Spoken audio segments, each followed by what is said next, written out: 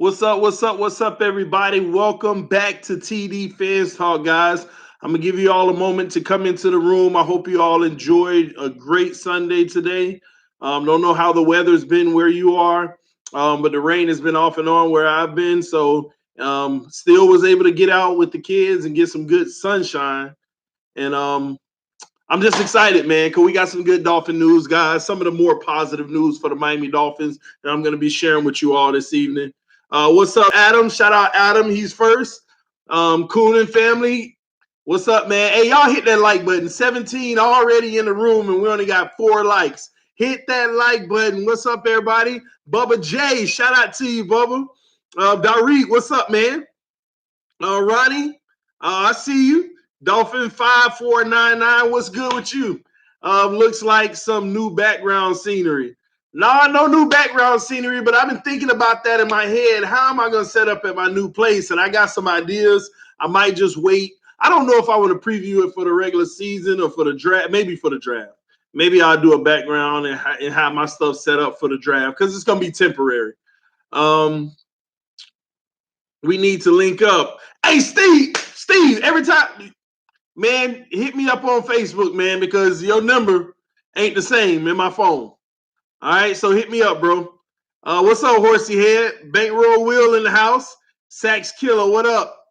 Unknown, what's up with you? Tay Harris, I see everybody home on Sunday enjoying themselves, relaxing. Hopefully, some of y'all probably working, some of y'all in your car. TDU in Miami, bro. No, I'm in Central Florida. So I ain't far from home, all right? I'm not far from home, but y'all, hey, I'm just going to keep it 100. The cost of living down there versus where I am, hey, I got 5 kids, man. You got to do what you got to do, baby. All right, TD, great. What's up? What's up with you, Cedric? Dread, Miami, what's good, fam? Here. I'm at work watching TV. That's what's up, DY2. Hopefully you ain't got that much longer. You can get home and relax tonight, man. We finna get started, but I'm gonna fill my cup real quick and I'll be right back, man. All right.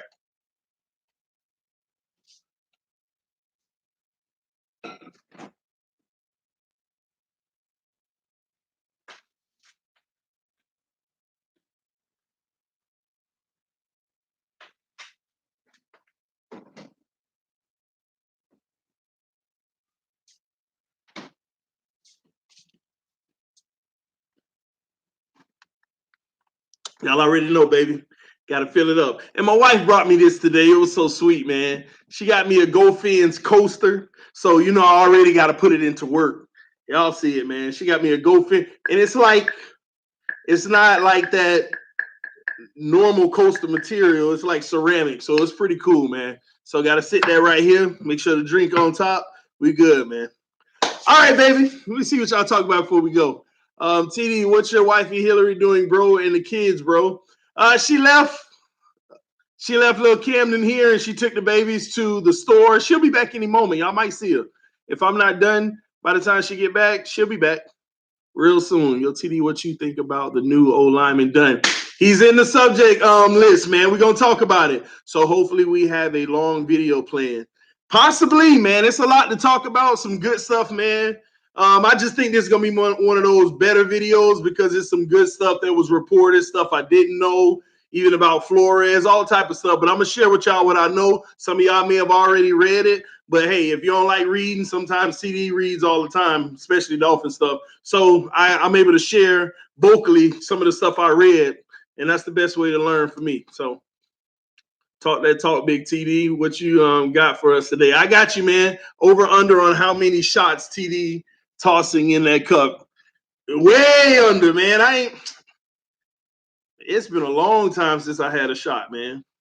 It's been a long time since, my definition of a long time since I had an angry boy. Literally, what was it? Maybe December or something. I don't know. Maybe I don't know if I did for the Super Bowl. But man, I've been on water, different stuff like that, man. Different stuff like that. Love them bar stews. Yeah, that's all. That's on the wife, man. That's on the wife.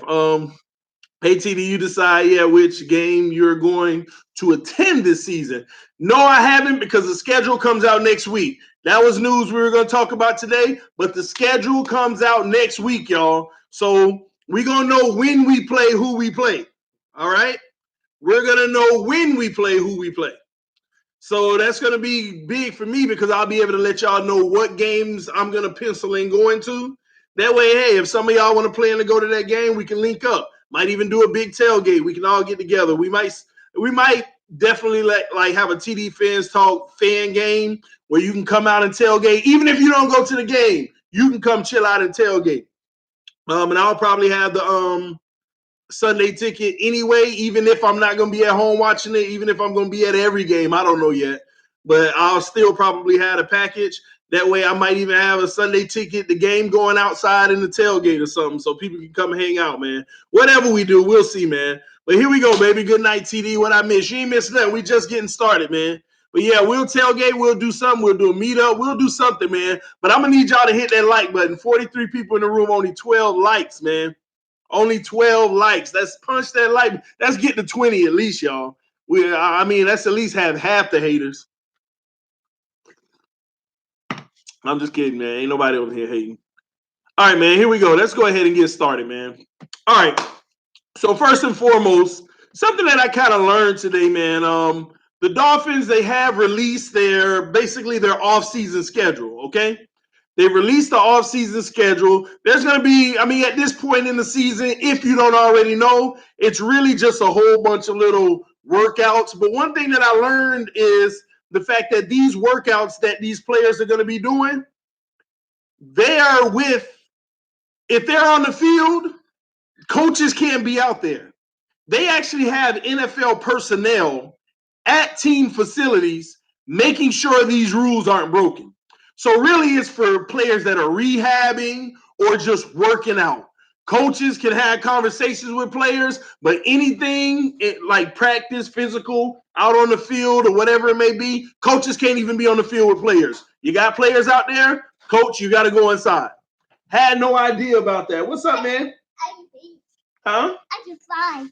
You got fries? What fries? He got fries? Fries. You bought him fries? Fries. Lord, he ain't gonna eat his dinner.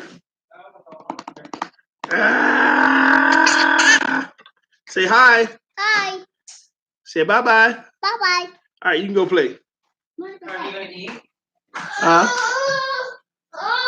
But yeah, so coaches cannot be on the field, man. They can't be in any type of environment with the players that already gives them a head start, like coaching and things like that. So I had no idea about that, but all they're doing is pretty much working out, man. But that coach interaction will cut out soon for the simple fact that you're going to have OTA sessions coming up.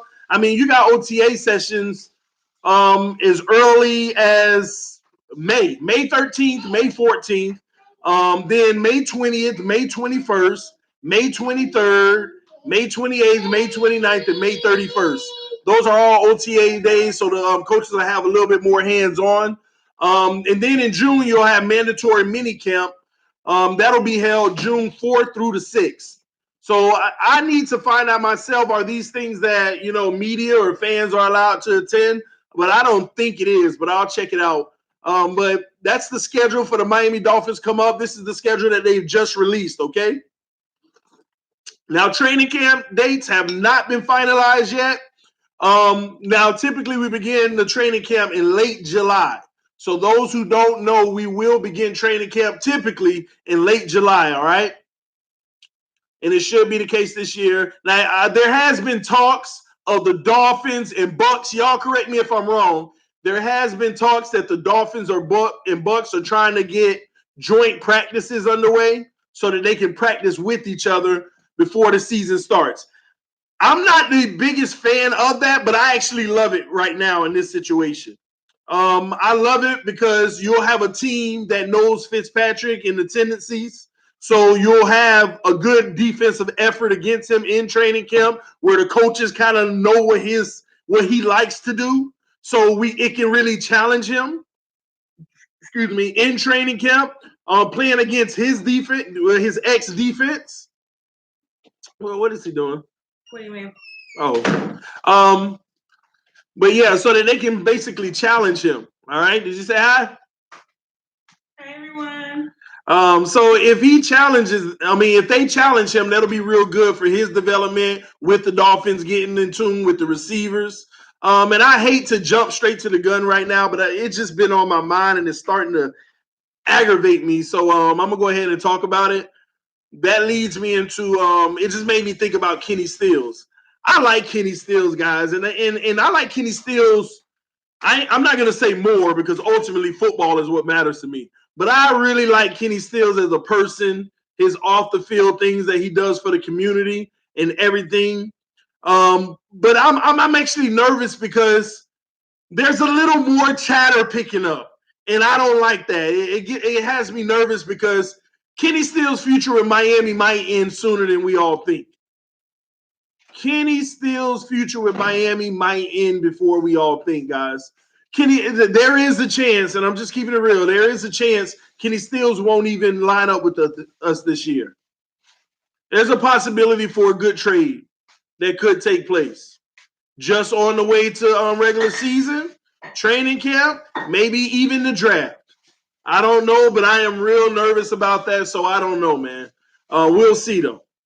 But the reason what makes me even more nervous about it is the Dolphins have actually been bringing in a lot of receivers. They've been looking at a lot of receivers.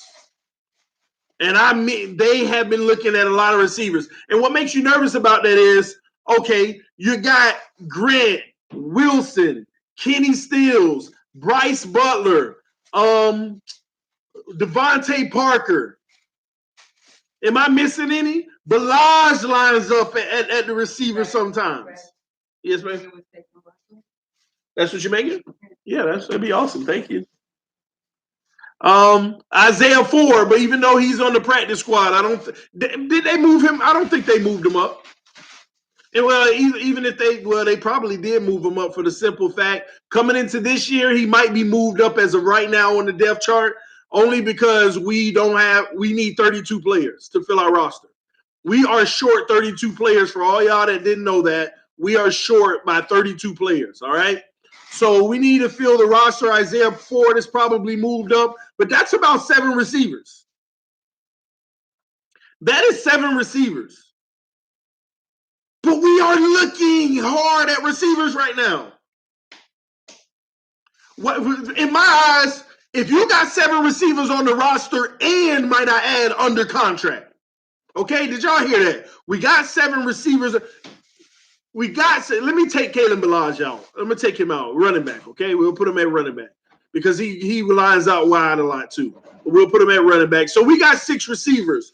Doesn't matter. If you got 6 receivers under contract, then it's like, why would you waste the draft pick on one? Because you're bringing a lot in. Looking at some from the AAF. You're looking at some from college. In 2 weeks, we might have another receiver on the roster. And the way they make it seem, it might even be 2. Anthony Rio said many tight ends also. You're right. We have 4 tight ends on the roster right now? Maybe even 5. Now, I'm going to put it like this. I'm not too dissatisfied with that many tight ends on the line because I think y'all going to see bigger lines going forward. And I'm not talking about size. You're going to see lines that have 6 or 7 guys on the line of scrimmage, so you're going to have double tight end sets and things like that. I think that's going to start to open up. But anyway, it's making me think we're going to go get a receiver. But if we're going to get a receiver, whether the draft or AAF free, it doesn't matter where we get it from. Who's the oddball out? I couldn't see Jakeem Grant and Albert Wilson being the oddball out. They're under contract and they're already on the roster. Who's going to, not many people trade for players that's coming off of a certain injury. Devante Parker, you read up his contract. I think we committed. Is Isaiah Ford actual trade value? He had no time to prove anything. Bryce Butler, he's playing well, but I don't think he's going to be a trade option. He's getting $2 million? I'm worried about Kenny Stills. They've purged every contract on this roster, y'all. They have purged every contract that we know about on this roster. Every contract. There's only one left. Let's keep it real. Other than Rashad Jones, outside of Rashad Jones, there's only one left. And we all know that. And that's Kenny Stills. And you hear the rumors about Rashad Jones. It's just that it's like going to cost too much. Better off, why not just keep him? He can develop some of this young secondary with us for one more year. But Kenny Stills, man, his future with Miami, I believe, is actually going to be cut short. Now, hey, he might play this year, but our long-term success, I'm not sure about that. Not sure about it, man. TD, y'all need a QB like Kyler Murray, bro. Don't get me nervous tonight, man. I'm having a great Sunday. Just QB talk in general these days have been making me nervous. It makes me so nervous because you know what? Nothing sucks more than this. Let me give y'all 3 options and y'all tell me which one sucks more, okay? A, option A, draft a quarterback. He sucks in his first year and you're ready to move on again. B, draft a quarterback. He's okay. He'll get another year. Oh, he's showing progress. He'll get another year. Oh, he's getting better. Now he's getting injured. Now he's getting better, but he's getting injured. Now he's getting injured again. And we just don't know if this is the guy. And let him go. 7 years down the line. You know what I'm talking about. You know what I mean. Then, last option. Don't draft a quarterback and miss out like we did on Breeze. I mean, which worse? What's worse? A, B, or C? What's worse? I'll let y'all decide. All love to you, Drew. We're making more holes to fill. What will we do? I trust, but hey, this ain't a bad thing, though. Let y'all know, man. It's not a bad thing. It's not a bad thing that we're purging. We're just getting rid of all access. It's not a bad thing. Glad the fraud has a QB was traded. Tannehill wasn't no fraud, but hey. And the reason why I say that, no, he wasn't next level. I'll say that. He was not next level. I know we all want next level quarterback. He wasn't next level. But what I will tell you, he wasn't able to just be him and have a great team around him. And if he had a great team around him all 7 years, he would still be a Miami Dolphin. But would that have been good for our long term? Maybe not. But those are the answers that you'll never know. But which one? Somebody said C. Somebody said B. Tanny repeat. They all suck. You see what I mean, though? They all do suck. They all do suck. All 3 of those options suck. But then it makes you sit back and think to yourself, if they all 3 suck, what do we do? And my common sense registers, be patient, draft in a later round because that's all that matters. Draft in a later round. Your quarterback does not have to be great. People misconstrue that. The quarterback does not have to be great. They don't have to be Brady to win Super Bowls. Flacco won a Super Bowl. If you put Flacco even at the bottom of the Brady tier, then you don't know football. He's not even close. Flacco won a Super Bowl. I'll take it a step further, and some of y'all will disagree with this. Ben Roethlisberger ain't that much further. He's a good quarterback. Sitting in that pocket, big body, can get people off of him sometimes, make some good plays. But at the end of the day, if he never had weapons of protection and X, Y, and Z, he ain't close to Brady. You don't need the great quarterback.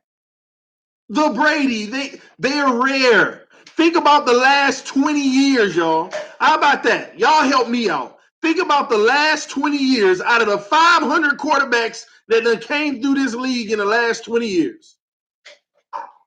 And I'll even be more realistic. Let's just say 200 quarterbacks that done came through this league in the last 200 years. 20 years, sorry. How many of them were Brady level, whole new level, next level?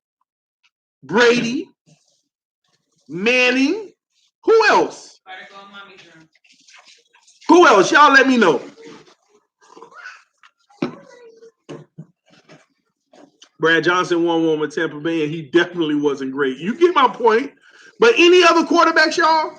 Brady, Peyton Manning, y'all help me out. The greats. Eli won too. Don't put him with the greats, though. Come on, I don't want to have to argue that.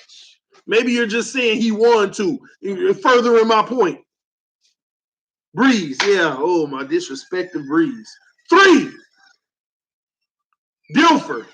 Dilfer was in the last 20 years. Yeah. Man, it doesn't feel like it's been so long. Let me know. No, he's not great. I think Ben is great. Now, okay, he's great. I think y'all missing what I'm saying. I'm talking about next level stuff. See what you have up here is next level. Then you have great. Then you have good. Then you have mediocre. Then you got the trash quarterbacks. 5 categories, baby. We just named 3 that's in that top. Joe Montana won the last 20 years. So y'all correct me if I'm wrong. I'm talking about the last 20 years. Aaron Rodgers, next level. I'm going to tell you this, and I don't care. We can argue because a lot of y'all naming some of these names because they're the main people that's been in the media glorified and praised for so long. Adding to them to make them that much better. But no, sir, let's back up, okay? That top. See, great is under that top. That top, Brady. That top, Peyton Manning. That top, Drew Brees. That top, Brett Favre. That's that top. That great, in my opinion, the very top, though, he punching at the bottom of the next one, Aaron Rodgers. And you know who at the top of that as well? He not punching it, but he up there, Ben Roethlisberger. That's how I feel. You can disagree all you want. I'm just letting you know how I feel on TD Phins Talk. My rankings of quarterbacks. That's how it is. I'm not gonna sit there and put I'm not gonna put no Ben Roethlisberger up there with no Tom Brady. You know how disrespectful that is to Tom Brady? Yeah, I put Peyton Manning up there with him because Peyton Manning was that dude. He was that guy. Fundamental. He knew that field. What made Peyton Manning great wasn't no 60-yard passes. Wasn't no 40-yard passes. It was the ability to do what Brady is now doing more and more consistently. Read a defense and know how to beat it 110% of the time. Read a defense and know how to beat it out of the formation I'm already in, might I add. That's what made Peyton Manning great. Look at Tom Brady, a young Tom Brady. Nobody talk about it. Tom Brady ain't do none of that. Tom Brady ain't do none of that. Tom Brady about 20 years in this league. For the first 7, that wasn't Tom Brady. It was just accuracy on Tom Brady. About 5-6 years ago, you started to see the consistency of it of Tom Brady. The command. See, Tom Brady, you see them right here? Whole nother level and great. Tom Brady lived here in his whole career. Up here was the last 6 years. And it wasn't because of a completion percentage. It was because he came Peyton Manning and did it more consistently and won more doing it. Looking at a defense, knowing how to beat it every time. That's what got him to that next level. Ben needs to show us more before he's up there with Tom. If Ben was that dude on that next level, Ben would literally take his team every year to the AFC Championship, especially the way y'all act about quarterbacks. Like they're the end all say. If you don't have them, you can't do it at all. Do you see being at the line of scrimmage literally? I mean, think about it, y'all. Literally changing almost every play. See, Tom Brady, and this ain't no session over Tom Brady, but I just want y'all to realize this. The difference between Tom Brady is Tom Brady can look at a defense and say, oh, the play he already called, this play will work out of this defense easily. But then he also says, but you know what? I got another one that's a higher probability of more yards or a bigger game. Whole nother level. Ben ain't doing that. Ben Roethlisberger's not doing that. Aaron Rodgers ain't doing that either. Aaron Rodgers is, he ain't switching everything and changing everything. He's just trying to beat you with that talented arm. Nothing's wrong with that. He's trying to beat you with his talented arm. And that's great. But next level, you don't have to rely on just a physical attribute. You get to rely on this in next level. And that's what I call elite players. Like the whole they belong in a stratosphere of their own. Next level. It ain't coming out in physical traits. It's coming out up here. Peyton Manning couldn't throw the ball freaking the way I look at it. He couldn't throw the ball 35 yards whenever he was into his career. And in anybody's standards, that is pitiful.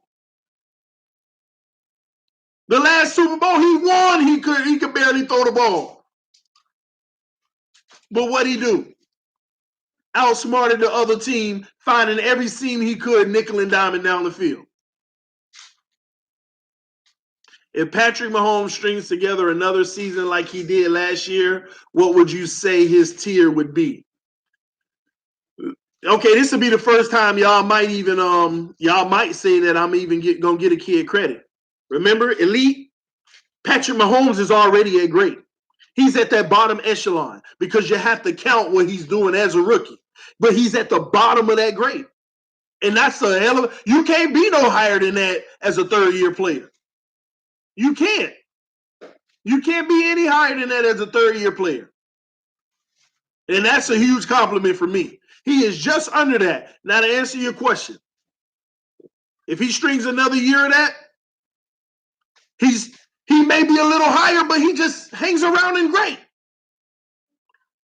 Once again, another thing that adds to your value of being next level is when the dynamic of your team changes and it doesn't matter. Now, to be honest with you, that also has something to do with coaching, talent, and bringing talent up. But if you can still play your game at a more efficient level and a more impactful level and we're talking quarterbacks here, not in any other position, but for a quarterback, if you can play your game, but you can literally impact the game by using this, if you can do that, then you're elite. That's when you're elite. But Patrick Mahomes, a whole nother year, he can throw for 6,000 yards and 70 touchdowns. It's going to be MVP worthy. It's going to be all of that good stuff. But not until he comes off of his rookie deal, for me, not until he comes off of his rookie deal, and then he put up these numbers, I'm going to say, hey, this kid might rival Brady when it's all said and done. That's how I feel. So you have the bar and you have the standard for me. Let's see if it happens. Let's see if it happens. And I'm not talking about TD, after that, he threw for 4,238 touchdowns. All I see is a trend going down. But still great season. But I see it going down. But I am telling y'all now, the reason why it'll be easy for him to prove that he's going to be that next guy, the face of the league, the reason why it's easy for him to prove it, because everybody knows what he has to do. We're not going to have the LeBron situation where the media tries to sell this guy as the next this for the next 20 years because Brady's on his way out. So the league can be relevant. That happens. And I'm not saying that LeBron needs to be sold, but that's what they did ever since his early career. And I don't want Patrick Mahomes to become that guy where his play starts to slip, but they still glorify him. Oh, well, when you start to actually hear all the excuses. I mean, like, think about it. 3 years from now, you can hear Max Kellerman and all those guys. Well, the Chiefs have a problem. They're not putting what Patrick Mahomes needs around him. Everything is blamed on the organization.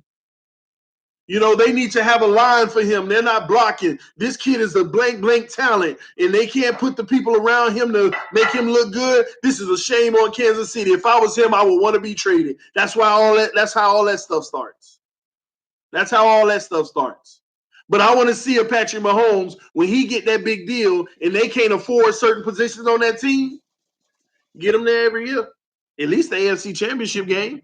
Especially since y'all going to be the favorite for the next 2 to 3 years, possibly, to win it all. Possibly.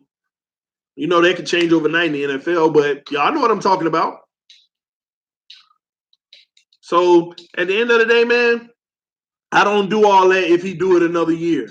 Brady got 20 years in. Peyton Manning up there in years. You don't get these things even if you balling out every year until you at least reach past year 8. That's all I'm saying, y'all. It's too soon for all that mess. Then what would you say? I mean, this guy can be unreal for 4 years straight and then tear something that never allows him to play again. Are we going to say he was the greatest of all time? Like, what are we doing here? How you do that? How you get that math? Got my baby laughing. But anyway, man, I don't get it. People that think like that, it's like, how do you come up with that? Like, people were literally, he had 4 years in a row, 5,000 yards and 50 touchdowns each one. I know he's not playing anymore for his career, but he was the best of all time. Like, come on, man. Come on, man. He dominated at every level. I don't know what you're talking about, Kay. You got to elaborate, man. He's probably saying he's dominated since he was a kid, like middle school, high school, college. If he says dominated at every level. Oh, that's fine. But once again, who cares? It's all about the NFL. Only that. I don't care if he dominated in Pop Warner, Pee Wee, middle school, high school, college. Only thing that matters on this level is what you do in the NFL. Because if it didn't matter, if just your whole football career mattered, then it's a whole lot of Hall of Famers. Ain't it funny how most Heismans don't even work out in the NFL? I mean, it don't matter every level. Let me tell you something that every level don't have that the NFL have. The best competition no matter what. And that's what I'll be trying to explain to y'all with these draft picks, man. Y'all all glorify all these players in the top 10 that literally play against inferior defense. Oh, I want that Alabama this. They got a team with 5-star players at every position. Every position is 5-star. And in their division, the average is like 3-star. Because let it be the SEC. You'll have 4 teams that got a lot of 5-star players, Alabama, every position. And then you'll have like 8 teams that got a whole bunch of 3-stars and stuff. And we glorify these kids. We glorify these college students because they come now and they beating up on these 3-star when they got all the complimentary 5-stars all around them. And you glorify them and wonder why they don't work out in the NFL. And you wonder why.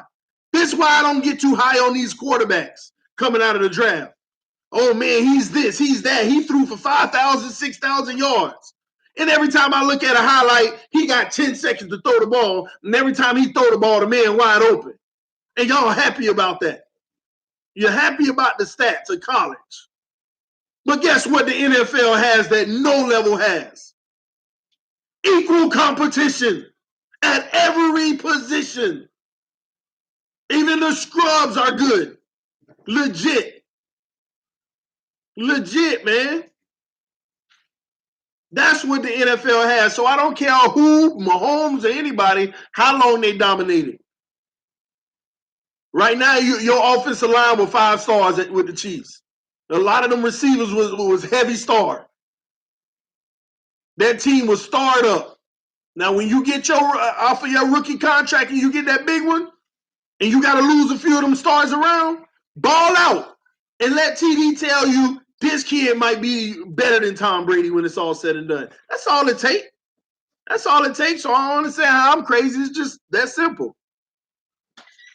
No, read what I just wrote. I probably was going off the wrong way, K.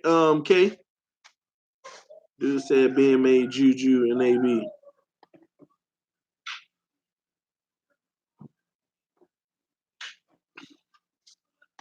Ben ain't make no Juju, no AB, man. Let's see. You're on a totally different tangent. No, it just made me think about that, K, because that's what people think. So I was talking about it, man. And I was talking about, bro. TD, who going having a better wide receiver year? Julio Jones, Antonio Brown, Odell Beckham Jr., or others? Devante Parker, baby. I don't know, man. I have no idea. It might be Antonio. And I'm suspect on Jonah from Bama if he's still on the board. I get scared of those big teams, unless you're on defense. I get scared of those big name players, man. If you're on defense, that means you got all the intangibles when you're coming from a big school. But offense, long time fan, you making some good points. I agree with keep it up, but do want to ask these fans that mad we not spending big be the same ones mad when we do spend big. What do you say to them? I don't say anything to them, honestly. You're always going to have people that have their opinion. It's an opinion. So at the end of the day, you can disagree with it, but you have to respect it because it's their opinion. But at the end of the day, that's how it works. We don't spend money. And I think it's not just that we don't spend money and then when we spend money, they mad and stuff. It's the timing. It's like free agency. Go get some people. They want it to happen. And then when we spend money on certain people, they're like, why are we spending? Because it's just probably somebody they didn't like. Not sure. Don't let the ruffle your feathers, TD. I'm not. They don't know what they do. Facts. Parker about to eat. Possibly. Grace QB different than most. They look at how many throws the quarterback can make that are NFL type throws. Oh my gosh, you just made me not respect PFF. You said PFF grades QBs different than most. They look at how many throws the quarterback can make that are NFL type throws. What in the hell is an NFL type throw?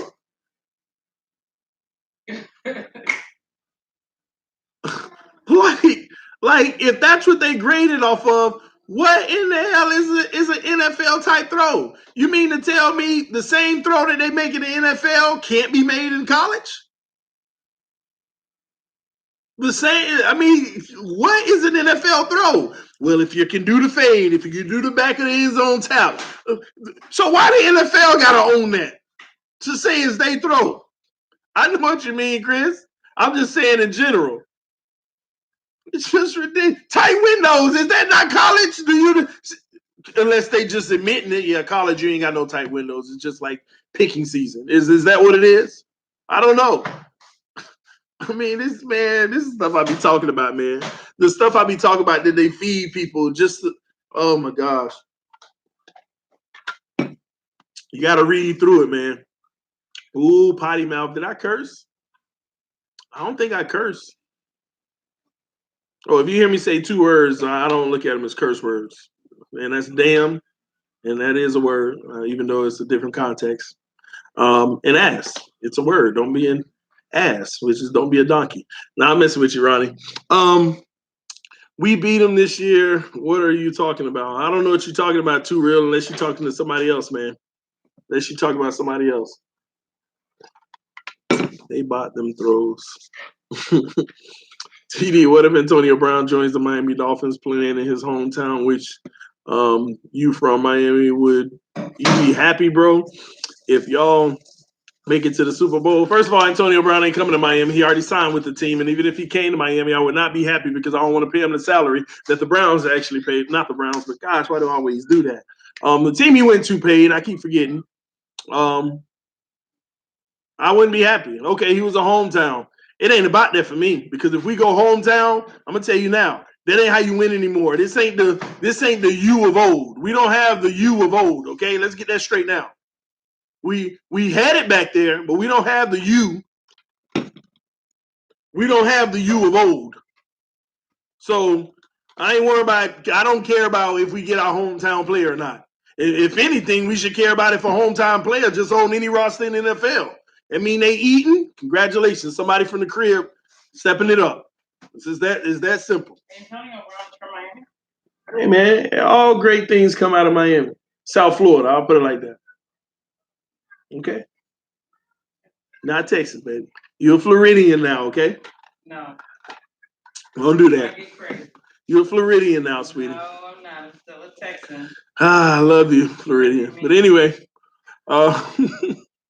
Steelers never suck, so don't count us out. Road to 7. Yeah, Steelers don't suck. Nobody said that at all. I like Tyree Jackson. Let's get him. Yeah, man, been a lot of talk about Tyree as well. It's a lot of side. I told y'all this in the other video. A lot of options. A lot of options, man. Except that, but it is what it is. We have the best ballers in the world. All right, guys, let's move on, man. We done went on long enough with that. So just so you know what the schedule is going to be looking like coming up for Miami. So I know that was about 30 minutes ago when we were talking about that. All right, so on to the next thing that I did. Came out? Huh? The schedule came out? Not the schedule, but our workout schedules. Oh.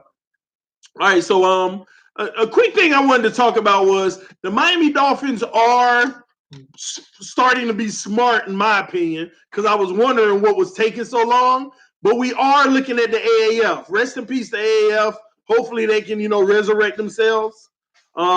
The league, I told you it was going to be a developmental league into the NFL, but the NFL, and I might be wrong, but what I kind of read out of things, because I done read like 20 articles on the AAF, what I read on things is the NFL didn't even really want to embrace them.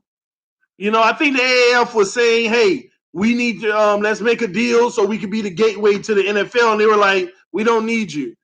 And the NFL kept it moving, and AAF died already. Just stopped operations, said they're going to regroup and refigure out things. So we don't know if they're going to even survive, if they're going to get the funding to make another season happen, man. So we don't know, man. But I am happy that the Miami Dolphins finally are getting into the scrum and trying to find some of the best players out of the AAF, because that's polished college players. Those are undrafted players that are polished and have had some really good, decent competition. It's supposed to be the next level competition above college, because at the end of the day, these are players that got out of college that just missed out on the NFL. And some other players that should have been in the NFL, but their, behaviors and stuff kept them out. But I'm happy that we went in and we picked up. Well, we haven't picked up yet, y'all. It's not official unless it has been signed, and I didn't know. But we're looking at Michael Dunn is his name. Based off of what I read, I kind of like him. Michael Dunn. He also likes our offensive line coach, Pat Flaherty. I can never say his name. Flaherty. I don't know. But so they have a relationship. So that was pretty good to find out. A deal has not been struck yet. What I also like,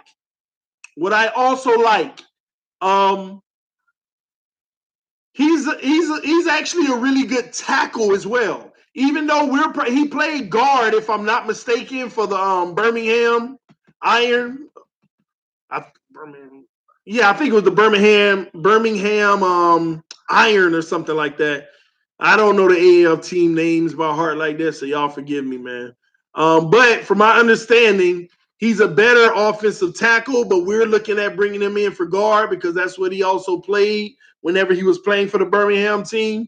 He also he was undrafted, but picked up by, I believe, the Jacksonville Jaguars. He was on their roster for a while, so he was in the NFL in the practice squad, but then he moved up to the open roster at the end of 2018, but he didn't In 2018, he actually didn't even see a snap though.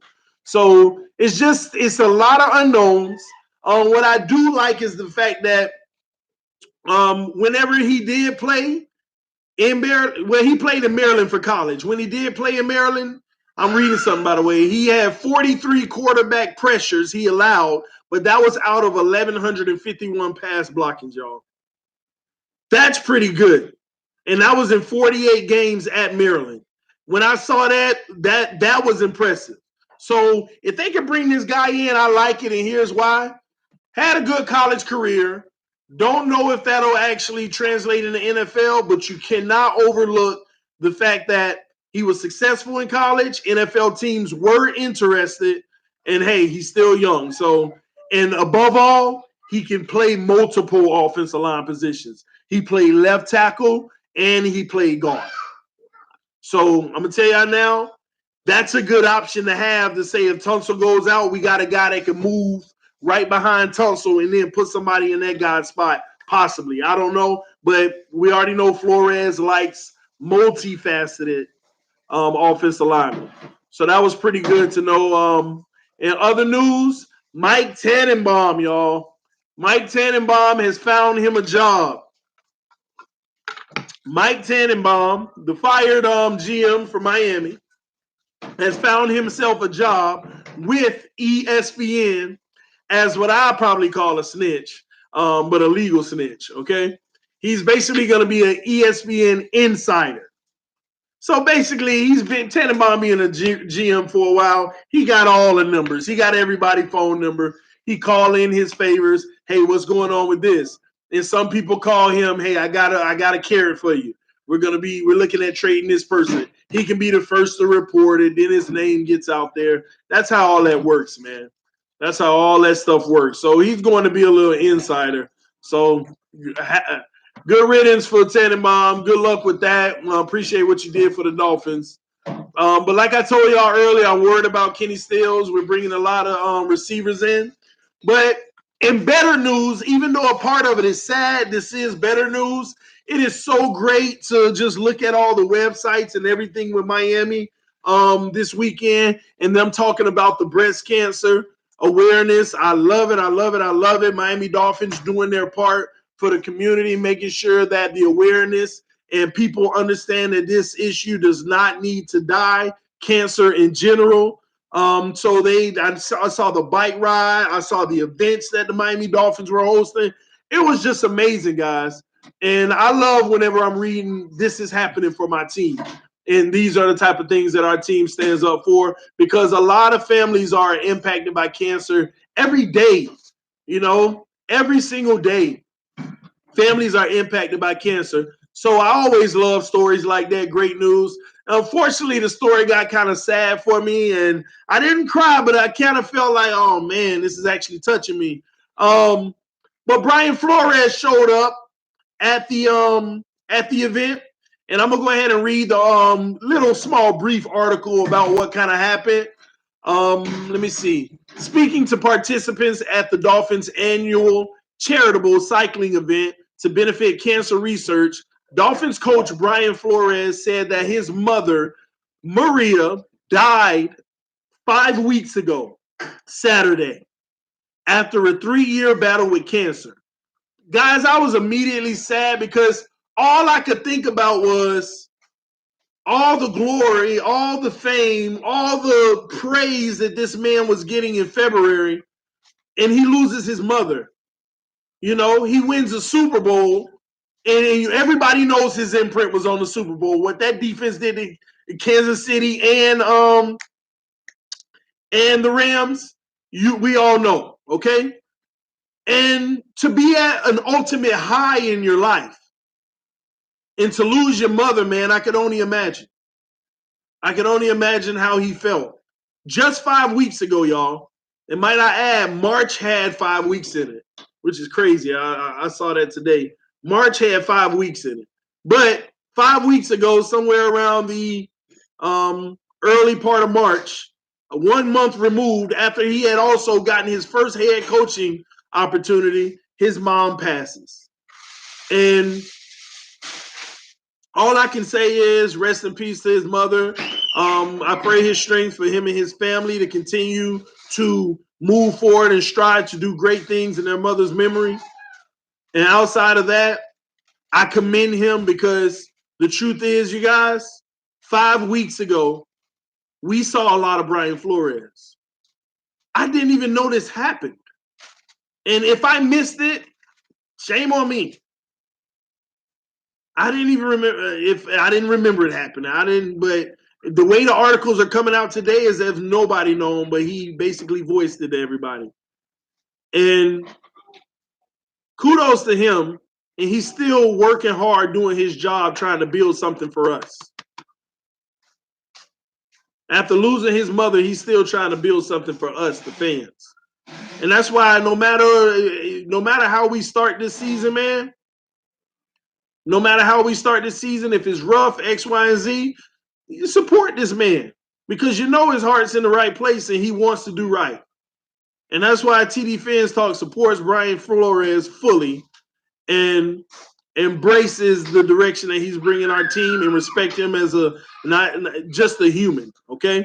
So from TD Phins Talk and all TD Phins Talk friends, if Brian Flores ever was to hear this, doubt he would, but if he ever was, we love you. Keep doing what you're doing. We got your back, man. And that's straight up. You plan on doing any like meet and greets in Miami around like the Meet and greets? preseason? Like, yeah, I already talked to them. game? I talked to them about it right before you came, I think. Tailgating and different things like that. Or you're going to some of the free games, right? Yeah, I'm going to be saying a lot of stuff. Yeah, I talked to him about it earlier, but we're gonna get together, me and everybody who want to link up, so we can do some things together. But shout out to Flores, and I'll finish the article out. Let me read this to y'all. What Flores actually said at the event. He spoke. He said, "These are his words. That's why I'm here." Flores said, "I have a busy schedule, a lot to do." A lot on my plate, and we know he does right now. There's no more on any coach's plate than right now. Not during the regular season.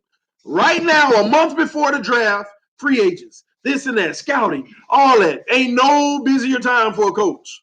And this is where you win, though. But he said, I got a lot on my plate, but I'm going to make time for this foundation and the things that you guys do. I am proud of the people who came up to me today and said they're in remission. Before my mom passed, she said, you do all you can to help people.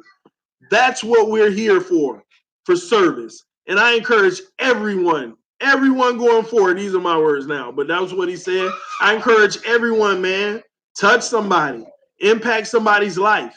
You know, we're here for service to help the fellow man next to us, regardless of anything, regardless of race, regardless of religious belief, regardless of political viewpoint. None of that matters. At the end of the day, you know, you only got one of these lives to live. So make sure that you live it the right way. And again, I can't tell you what to do with your life, but at the end of the day, that's what I respect. All right. But I'm happy to see that happening with the Miami Dolphins supporting a cause that just doesn't get any better than that cause to support. All right. Let's see here.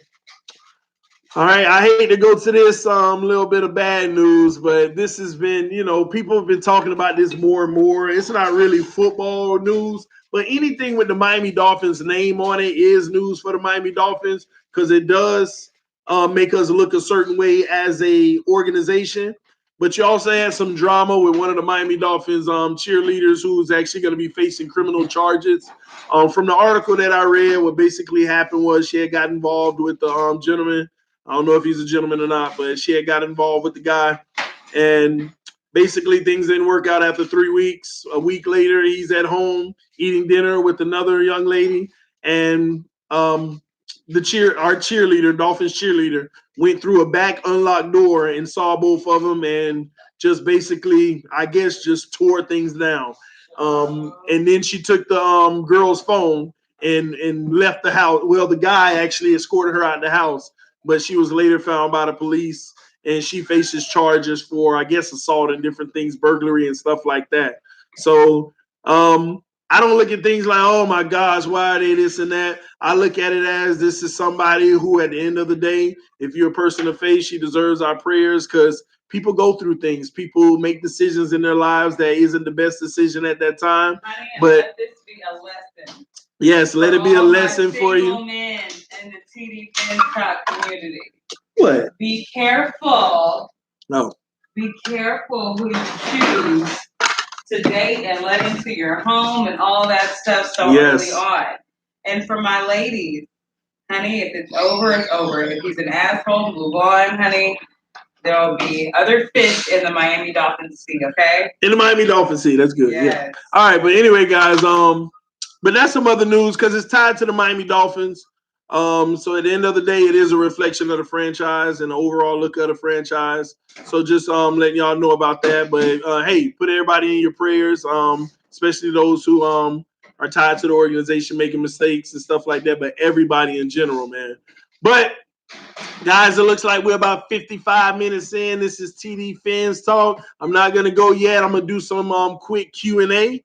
And then I'm going to get up out of here. So if you have any questions, go ahead, and ask away. And rest in peace for sure. You know what? I can't even forget that. I can't even believe I did. Rest in peace to Nipsey Hussle. And I don't know what the census is out on the street about Nipsey Hussle, but here's what I will say because I do want to talk about it. I do want to say that from my understanding, because I want to make sure nobody have any other perceptions, but from my understanding, we're talking about a man who lived his life and enjoyed his life and actually tried to become great. Tried to become great in the sense of helping those around him and helping his community. And for him to no longer be with us for the reason that he is no longer with us is sad, unfortunate, many will say unfair. At the end of the day, these things do happen, and that's not to brush it off. But I must say that we all have to do our part every single day. We have to do our part so that this doesn't happen to anyone. I mean, I know he was a celebrity, Nipsey Hussle, but he was a man. He was a human. With the family. With the family. Yeah. I can go down the list of people in the chat right now and start naming some of you all and say, what if it was that person? You know, what if I got an email that this person or that person, that happened to them? I'll be sad about it, man. So we got to live our lives as best we can and influence others with positivity. And at the end of the day, the devil will never win the war, okay? He'll never win. And that's the truth. But live your life the best you can. Love your family. Love those around you, okay? Because you never know. You never know what can happen in your life. And that's what I'll say on that. But rest in peace, Nipsey Hussle. Pray for his family. Pray for the communities that he's touched and impacted and affected. And the things that he did, you know, some of y'all who don't even know who he is, that in your mind may just say, oh, another rapper dies. Okay, whatever. No, go read up about him. I didn't say nothing about the fact that he rapped and all of that. Because it has nothing this whole situation has nothing to do with rapping, which is an amazing art. It's about the life he lived and what he tried to influence and what he tried to bring to his community. It was good. It was something to be marveled. Rest in peace, Nipsey. Any word on Tankersley rehab? I haven't gotten any word yet on his rehab. This is the time, though, for all those players. This is what they're working on. This is what they're doing right now. Working on those rehab injuries. I don't know if it was Raekwon McMillan who was saying, you know, he feels like he can be a 3-down linebacker now going forward. I was listening to that earlier. Good to hear, but for me, I'm not about, when it comes to Jerome Baker and it comes to Raekwon McMillan, I'm not about any talk with those guys. You know, whenever something comes out of their mouth, at this point in their career, none of that matters. None of that matters. They have to go out and play and improve it. Because at the end of the day, we're not getting great linebacker play. And I'll go out on a limb to say we're not even getting glimpses of it. And that don't mean they ain't down there working their behind off and making some plays. But you know what I mean. Impact the game. You know, I want to hear what Raekwon McMillan with another big this or that, whatever it is. I want to hear it on game day. Impact the game, man. These running backs just can't get around the corner. These linebackers are the young linebacker, Raekwon McMillan and Jerome. I want to hear it. I want to hear it. I want to hear it, man. So that's how I don't want to hear what they're talking about. I don't care nothing about, hey, I feel stronger than I ever have and all this and that. Okay. All right. TD Nips also was a great person and everything and community put gang members away from violence, bro. I know. But I'm leaving it up to other people who may not care to go check it out. Read, might educate them. I'm a big fan, TD, of everything you do. Can't wait to see you work with Miami Dolphins. Yes, I'm trying to think about it next time I'm coming to Miami, and then I'm going to try to contact the Dolphins ahead of time because I still need to host one of their Dolphin Daily shows that they asked me to come in and do. So that was when I lived in Dallas when I did the Miami Miracle thing with CBS.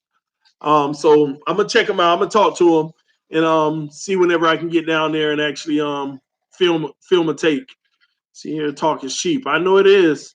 I think the first year helped him learn a lot. Now that he new talent at the position and coaching staff, he could be a huge red zone threat with Dwayne Allen as well. That's true. That's possible. You know what I'm excited about, though? I'm excited about Flores getting his hand on Jerome Baker and McMillan. Kiko ain't going to be around long. Flores actually like Kiko. Based off of what he's saying, I'm getting the gist that he actually likes Kiko Alonso. But he ain't going to be around long. Let's be honest here. I mean, he's getting a little bearded whenever it comes to football. So he's not the future. But I'm interested to see what Flores does with Raekwon and Jerome. Hopefully those guys can turn it up a notch. You know, that's what I'm excited. Man, let me see two good linebackers. Boy, I'm gonna be so excited. I ain't gonna lie, I'm jealous of the Cowboys. They got some young drafted studs at linebacker. Yeah, I don't know why I forgot you was back there. yes, honey. Oh my Yes, God. sis. Can't believe that came out my mouth with Yes, you in the room. I was talking about Giuseppe having the breakout. Say, oh, I know. I was talking about that's what I'm really excited about since I was talking about that. But my thing with Giuseppe, I'm not like most people who are down on Giuseppe. Man, we still don't have a tight end. I'm gonna tell y'all now, I truly believe that last year was just a simple, it was due to the fact of our situation with the line of scrimmage. Giuseppe had to block more than anything last year. I'm not worried about Giuseppe like everybody is, just because he didn't have a rookie year that was as impactful as people would have liked. Do you see what we were going through last year? Our quarterback ain't had 2 seconds to throw the ball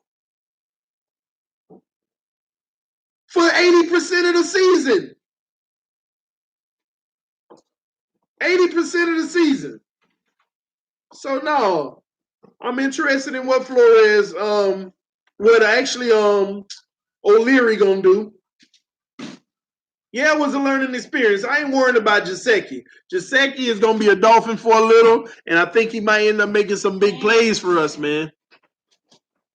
We'll see. We'll find out, man.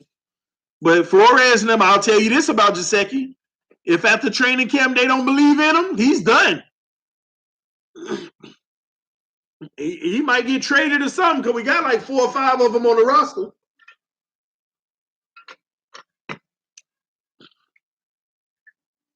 I want to see how McMillan plays after Flores coach him up. Same here, man. TD, do you feel that there is a big opioid problem in the NFL in general? I have no idea. That's the one thing that I haven't followed is opioids in the NFL. I don't know any stats, any data on it. I haven't even looked into it. Man. Now, opioids, but are you Are you referring to performance enhancement drugs or just opioids in general? I mean, let me know, man. See ya. Yep. What's up, True? Hillary is annoying Cowboys fan. You better tell your wife, TD. I can't tell her nothing. Who is that? Nobody. No, who said that? For real, who said that? Tay Harris. Whatever, Tay. I want to see Charles Harris standing up as Sam. Hey, Carnell Williams, you're right. You're right. Painkillers. If we get that in from Clemson, AI. TD, what is Hillary cooking? Baby, what you cooking? I'm cooking some ribeyes. Ribeye steaks? Yeah, I'm cooking some rice and some broccoli. Ribeyes, rice, and broccoli? Yeah. Cammy, no. You doing broccoli and cheese? Yeah. Did you already put the cheese in? No. Oh, can I just have broccoli? Sure. Thank you. I know Carter gonna want cheese probably. He might eat cheese on his. Thank you, baby. Love you. Painkillers. Hey. That's what y'all talk about, painkillers. It probably is a problem in the NFL. Of course, like anywhere else. You get addicted to painkillers, man. People get addicted to painkillers. So it probably is a problem. I think people underestimate how much pain. These players actually go through. Boy, what is you doing? How much pain they go through. You don't understand. They spend all week to beat their body down and literally get it beat up on Sunday. And then on Monday, these players are hurting. And certain positions are worse than others. These players it's a lot of people, man, that can use marijuana. I mean, if it helps and it's not gonna affect them in other ways, whatever it takes, man. These players are in pain, man. They're in pain, bad. So, but the league, you know how it is. There's politics involved in it. See here, like most TD, you are a smart man. Don't say anything bad to the lady making your meals. We will be utilizing a fullback. Flores already said that. Yes, I did hear Flores say we will be utilizing a fullback. Think they're already looking at one. Like NFL teams, we're looking at defensive end LJ Collier from TCU and O'Shane is in Old Dominion. Finally, hey, I mean, real talk, man. We're looking at 1,000,000 people, man.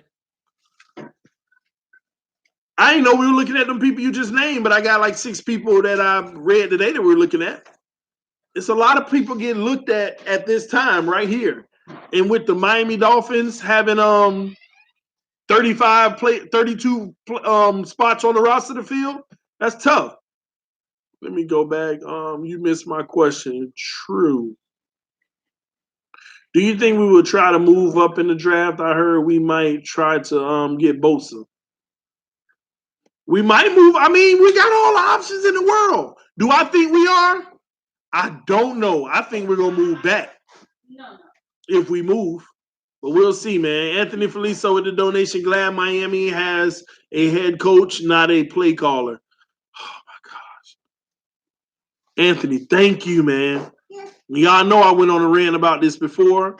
We don't need no play callers as the head coach. We need a head coach that let the offensive coordinator call the plays and the defensive coordinator call the plays, and he step in where he feel he needs to. That's what a head coach supposed to do. That's why I don't like these Andy Reids that coach offense but don't know much about defense and wonder why you putting up 40 points and can't win a Super Bowl. Putting up 40 points and can't win a Super Bowl because you ain't coaching the other side of the ball. You just letting somebody else do it. You supposed to be coaching that person that's doing that, but you just like, hey, you do your part, I'll do this. No. I think we will move back from an extra first round or second round pick. Sure.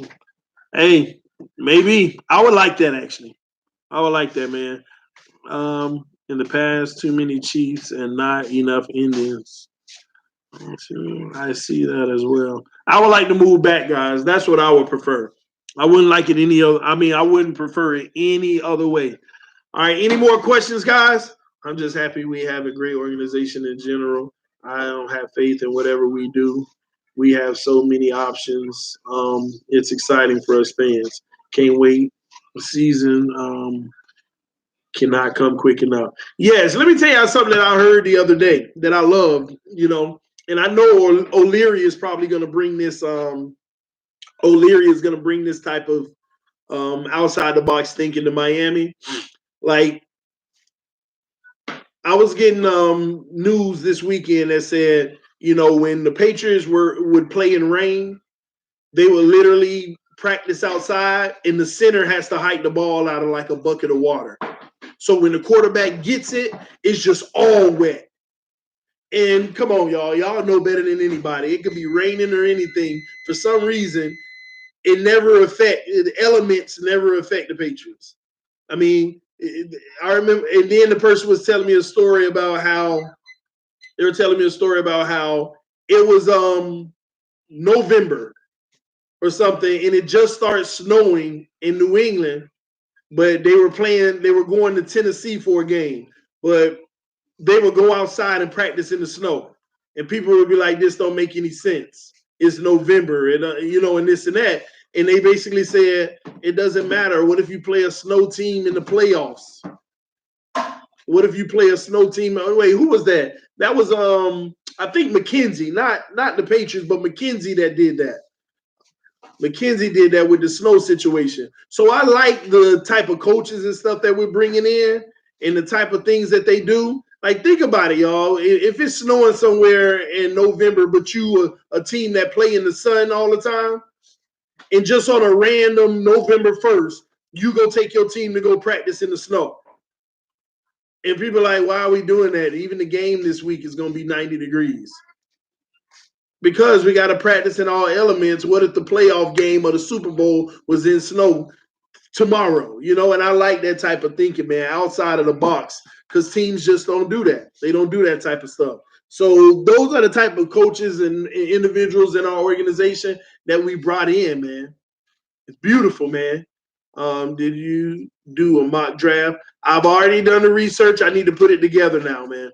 I need to put it together. TD, what would you? I was actually going to do it tonight, but I didn't have enough time to put it together. I just wanted to go live on the stuff that I wanted to talk about. TD, what would you do over the next 2 to 3 years in the draft? Not just this year or short term. I think I explained this before. But again, what I would do,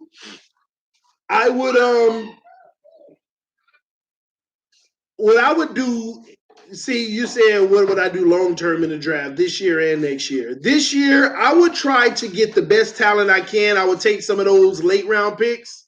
I mean, this may sound crazy to y'all, but I would literally only draft like 4 players if I could this year. 4 players. I would literally take my second round pick and a third round pick and try to even get back in the first round if I could. I'll take this year's second and next year's second and get back in the first round early if I could. No. I just want 2 of these good defensive studs. That's what I would do. And then I would go pick up developmental players that I could draft that I could possibly make an impact player in the NFL. That's coaching. And then I would go into next year with probably 14 freaking draft picks. And I will move up again and it depends on this year, but I would get our future quarterback, who we feel is that guy. And then I would just focus on bolstering the offensive line next year. I'm not even, it kind of got me away from bolstering the O-line this year. We're going to have an O-line this year. I think our aspirations this year for our O-line is to be really decent. And nothing's wrong with that. Nothing's wrong with that. So, but we have to take advantage of this defense in the draft this year. So I think that the better talent on O-line is going to come next year with the quarterback. We're going to get a quarterback this year. I don't know what round it's going to be in, but next year I think we're going to focus more on offensive line or utilize players like a Kenny Stills during the season to bring in that really good guard. Yeah, it can happen. Utilize the Rashard Jones for the team who had aspirations of going to the Super Bowl because they stacked this year, but they done lost their safety for the season. You want Rashard? Come on. Give me that second left guard that you got that's really good playing behind that Pro Bowler. Or give me a third-round pick, second-round pick if you can. I don't know. Possible. Possible, but that's how I look at it.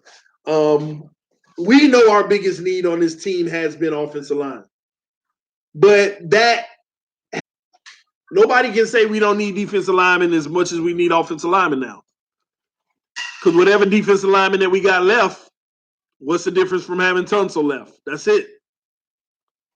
So the priorities didn't change, but the circumstance did. More talent in this draft on defense. Why not go get them?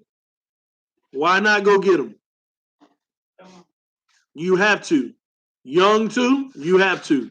And next year, we don't know, man. Again, you know the biggest unknown? The biggest unknown and nobody's talking about this, by the way. Nobody talks about it. But the biggest unknown for every Dolphin fan and every Dolphin writer, every Dolphin analyst, the biggest unknown is the impact that Flores will, in the coaching staff, will have on individual players. I can ask anybody. Take Flores out of the equation. That food's smelling good, man. Man, it's smelling good. But take Flores out of the equation. I can ask any of you. If you take Flores out of the equation, is Jerome Baker going to ball out next year? Is Raekwon McMillan going to be better next year and ball out? Is Mika Fitzpatrick going to be Pro Bowl level next year? You see, I didn't say, is he going to be great again? I just said, is he going to be so great that he's recognized? Just another step up. Is Laramie Tunsil going to impose his dominance on that left side with a young offensive line and be a Pro Bowler under O'Leary? Is Fitzpatrick, whatever you want to call him, is he going to have a season under these coaches that's like, let me slow down, even though he's older, we might want to hold on for a while? Is Gesicki going to look like a small Gronk?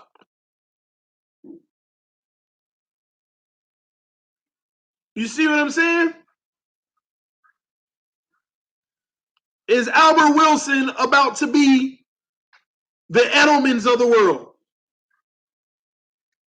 Is Jakeem Grant going to be the Darren Sproles of the world? Is Kenyon Drake going to be the Le'Veon?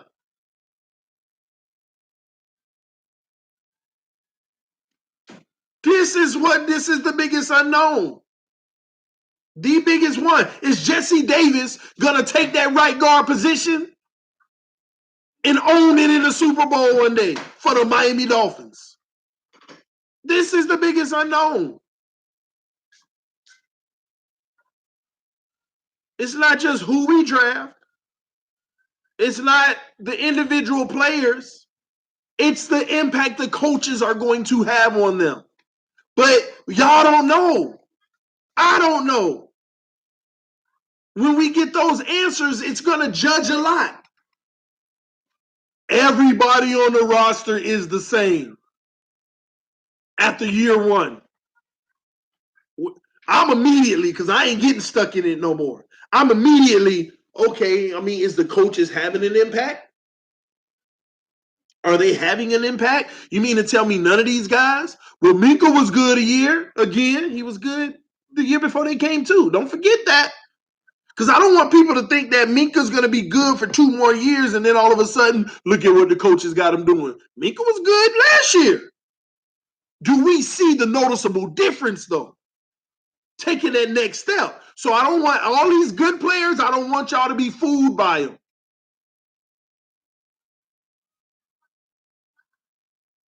Laremy Tunsil's still holding it down. He was holding it down before these guys. Did he take a next step is what I want to know. Was it noticeable? Did you hear the commentator during the game say Laremy Tunsil turning out to be one of the greatest left tackles in the game? That's when I can go to the coach and say, yeah, you're doing it for him. You're helping him because he was a great talent, but not the greatest. That's not get that misstrued, y'all. Laremy Tackle ain't the best. Laremy Tunsil ain't the best left tackle in the NFL. Let's just keep it 100 now. Okay?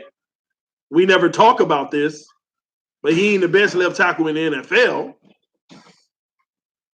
But is he going to start over the next 2 years being revered as one? As hey, this guy is becoming the best. Come on. He up there, though, top 5.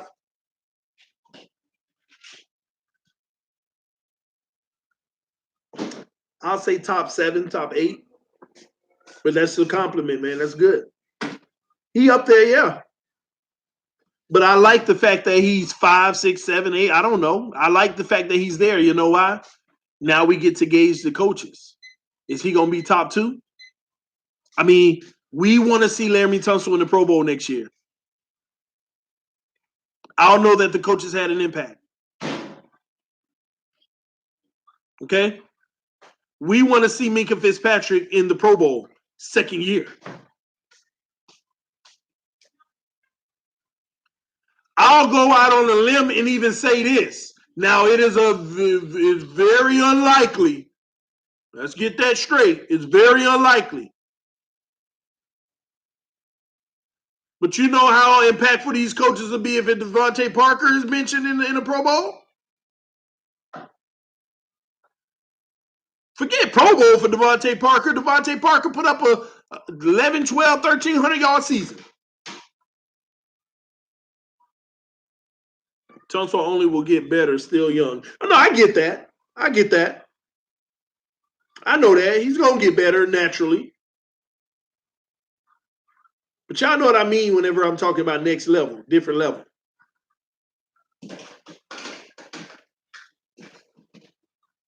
It's a lot, but I digress on that because, like I said, that's the biggest unknown.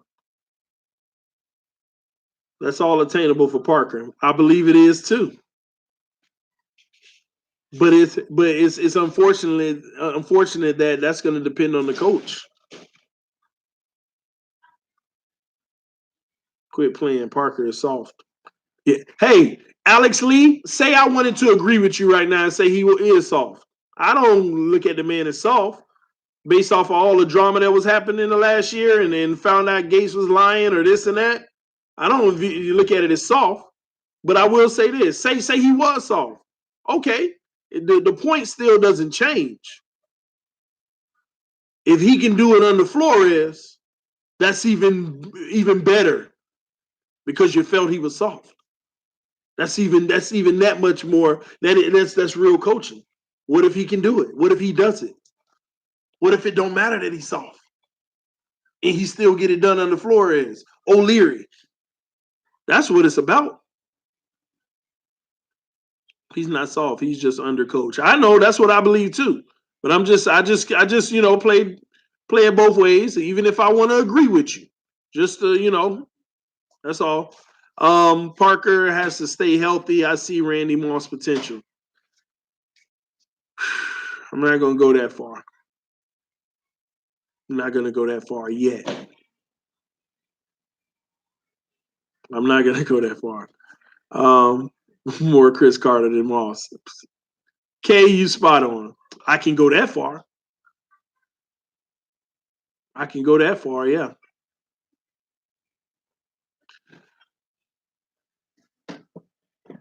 Why couldn't Devante Parker be Julio-like? from a physical standpoint and physical attributes, what does Julio have that Devante Parker doesn't?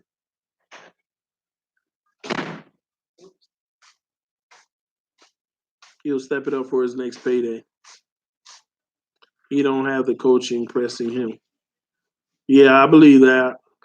Vincent Taylor is going to be a beast this year. We'll see.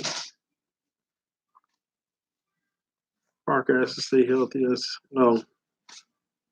I really want them to draft a quarterback and trade Howard. I just don't think Howard is a shutdown player. I understand what you mean, man. LOL, Julio's got your dreads. Yeah. But why can't he be Julio like, man? That's what we should be saying. We're gonna draft a quarterback, Carnell, but I don't know if you're talking about in the first round is probably what you're feeling that you want them to do. Julio has the physicality to overpower DBs. Parker should, but doesn't. I'm not sure. Okay, the only difference between them is their desire. TD was trying not to laugh. Yeah. Maybe that food smells delicious. Thank you. Did you use all the carpet fresh? Oh, the carpet fresh? Yes, I didn't write it on the list of stuff we need to buy. I got it. Yes, carpet fresh. That's all.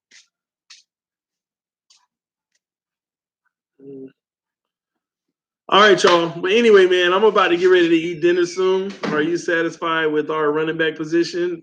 No. You know what? I'm glad you said it because I was about to go, but I will talk about it real fast. And some of y'all may disagree with me. Man, listen. I done already told you I ain't gonna tell y'all, what you want to hear. I'm gonna tell you how I feel and what I think. I personally, and some of y'all might get on me about this, but just the way I feel, I would start Kalen Ballage over Kenyon Drake, man, at the running back position. I would literally start Kalen Ballage over Kenyon Drake. I would. I just never have been the biggest Kenyon Drake fan because I study his game and I'm not impressed. And I know he was under Gase and it wasn't all pretty. And that's what people say, yeah, but Gase was limiting him and this and that. But he still ain't make the best of nothing when he was in. Or we can argue he had a trash O-line if we want to be fair. But tell you now, I get more excited watching Ballage. Like Ballage does something positive 8 out of 10 plays. Like he does something that's positive 8 out of 10 plays. I don't care if it's avoiding a loss of 5 and getting back to the line of scrimmage. Positive. Kenyon Drake is like every 2.5 or 3 out of 10 plays. And the patience isn't there for Kenyon Drake either as a running back. I don't know. Maybe that's just me, man. Give him a chance to shine and line Drake up outside. I agree. Ballage is better and should start. It's a better fit. TD, what is your thoughts on Aussie? Don't have one per se, to be honest with you. I'll next time you're on the stream, ask me. I'll just go double check my thoughts on him because I didn't put too much into him. Isaiah Ford, we talked about that earlier, man. I mean, I don't know if he's going to be that guy with this loaded wide receiving core. I mean, think about it. Who does Isaiah Ford have more upside than in our receiving core? You know what I mean? Watch me really think about it. Do you revere him as possibly more explosive than Jakeem Grant? Do you view him possibly more explosive than Albert Wilson? Kenny Stills? No. And his size is always going to prevent him from even being in the conversation with Butler and Parker. So that's the problem there. So We need to find us the next Eddie George. Me too. Should we trade Drake? Man, they're gonna give him a shot. So we'll see this year what he does. I will use Drake for passing third downs. I'll never forget how he busted through that line against Minnesota. Yep. It seems like you don't like any of our good players, but support the trash players. Watch this, Jay. Who are you talking about? Are you talking about Kenyon Drake? Let me ask you something. What has Kenyon Drake done to constitute that he's good? I'll wait. What has Kenyon Drake done to constitute that he's good? But I'm sure you'll use things like, well, he wasn't given the opportunity. Okay, we're still dealing with somebody we don't know. So how are we going to automatically just say he's a good player? Just keep it in 100. Other than the miracle, yes. Other than the Miami Miracle. I mean, yeah, I'm not going to hold back on Kenyon Drake no more. I was always neutral because, it was like, he hasn't been given like every down opportunity. But, I mean, when you sit back and think about it, when has he ever earned it either? I mean, what has he done to make you feel like he's that guy? So you say I don't like any of the good ones and hate all the bad, and I like Caleb Balaj. I like Balaj. Are you saying he's a bad one? You don't know football if you think that. I don't get it, man. Hold on, man. Hold on. You're right. Why? Because he scored the miracle TD. I was happy he scored the miracle, but I don't. Man, come on, man. Not true. He has good hands. Okay. He got good hands and don't play receiver. So we happy because he can catch the ball out the backfield? What about doing the general thing of running the freaking ball and doing it consistently and getting positive yardage? The problem with Drake is he'll see two holes. Hole number one says you're going to get 2 or 3 yards. Hole number 2 says you're going to get 11 yards if you can beat this guy. Oh, he trying to beat the guy. -2 on the play. Kenyon Drake. That's what I don't like about it. That's what I don't like. That's why Frank Gore was a breath of fresh air.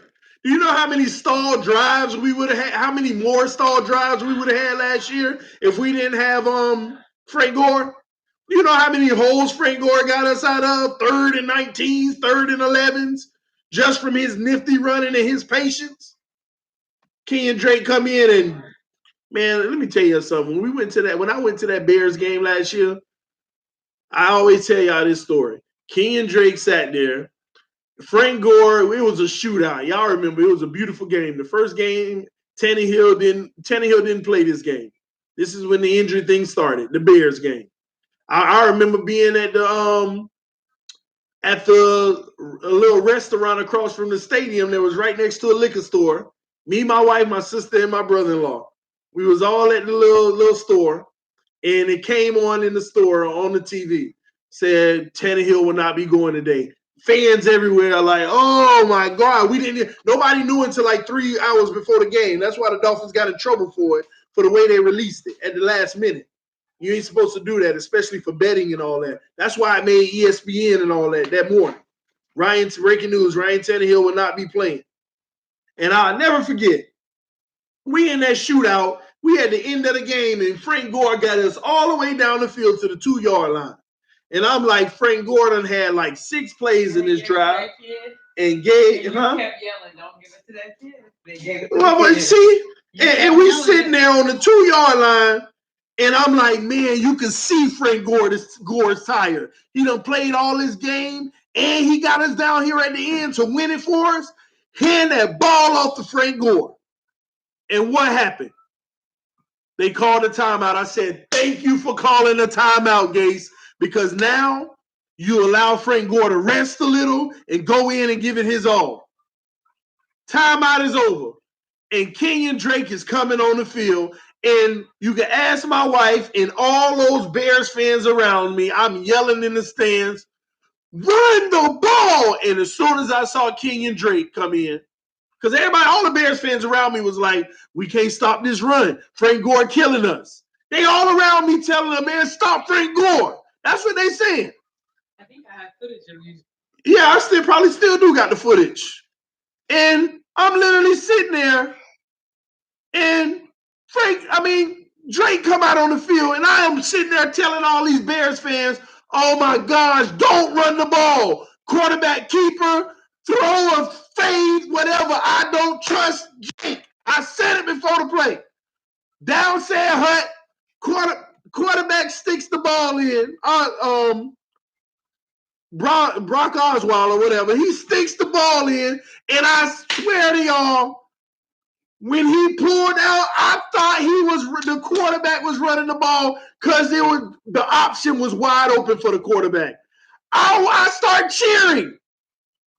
And then when I noticed he didn't have the ball and they were tussling at the one, and I literally saw the ball come out, I almost lost it. Don't give Drake the ball. And let me tell y'all why.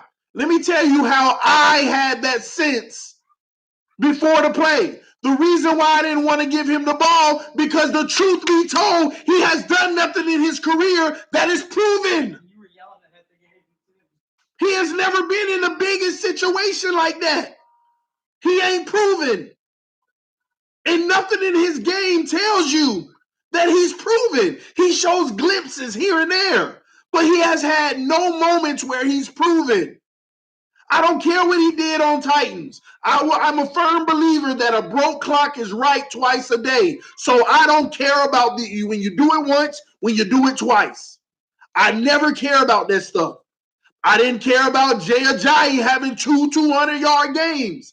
Did not care. I said that this kid ain't going to be in the league long because the way he run, he has total disregard for his own safety and health. He wants to use this head to get through everything he can. And I say he ain't going to last in this NFL long. I said that about Jay Ajayi. As good as we could say he was, I said, but he's not long-term. He's not going to last. He's not a safe runner that's still getting it done. He's a bruiser. And bruisers don't last in this league. At all. At all. Drake hasn't proven nothing. Man, I almost lost it, man. And luckily, they did the same thing and fumbled. Luckily, they fumbled on the goal line at one point of the game. He makes plays.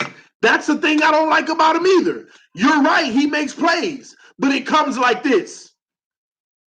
This is a 10 play diagram from Drake. This how it reads. Drake to the left. He goes for the big gain. Oh, -2. Drake up the middle, 1 yard. Drake to the right, up -3. Drake to the left, 4 yards.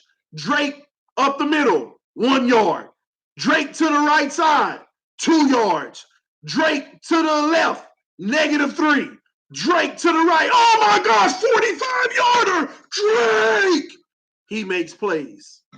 Can't even get 4 yards on a consistent basis. That's what I don't like. And the reason why y'all think that it make plays is because there's so much non-excitement in our games that when he breaks off 40-yard dashes, 40-yard gains, it makes y'all feel like he done did it 3 times in the game already.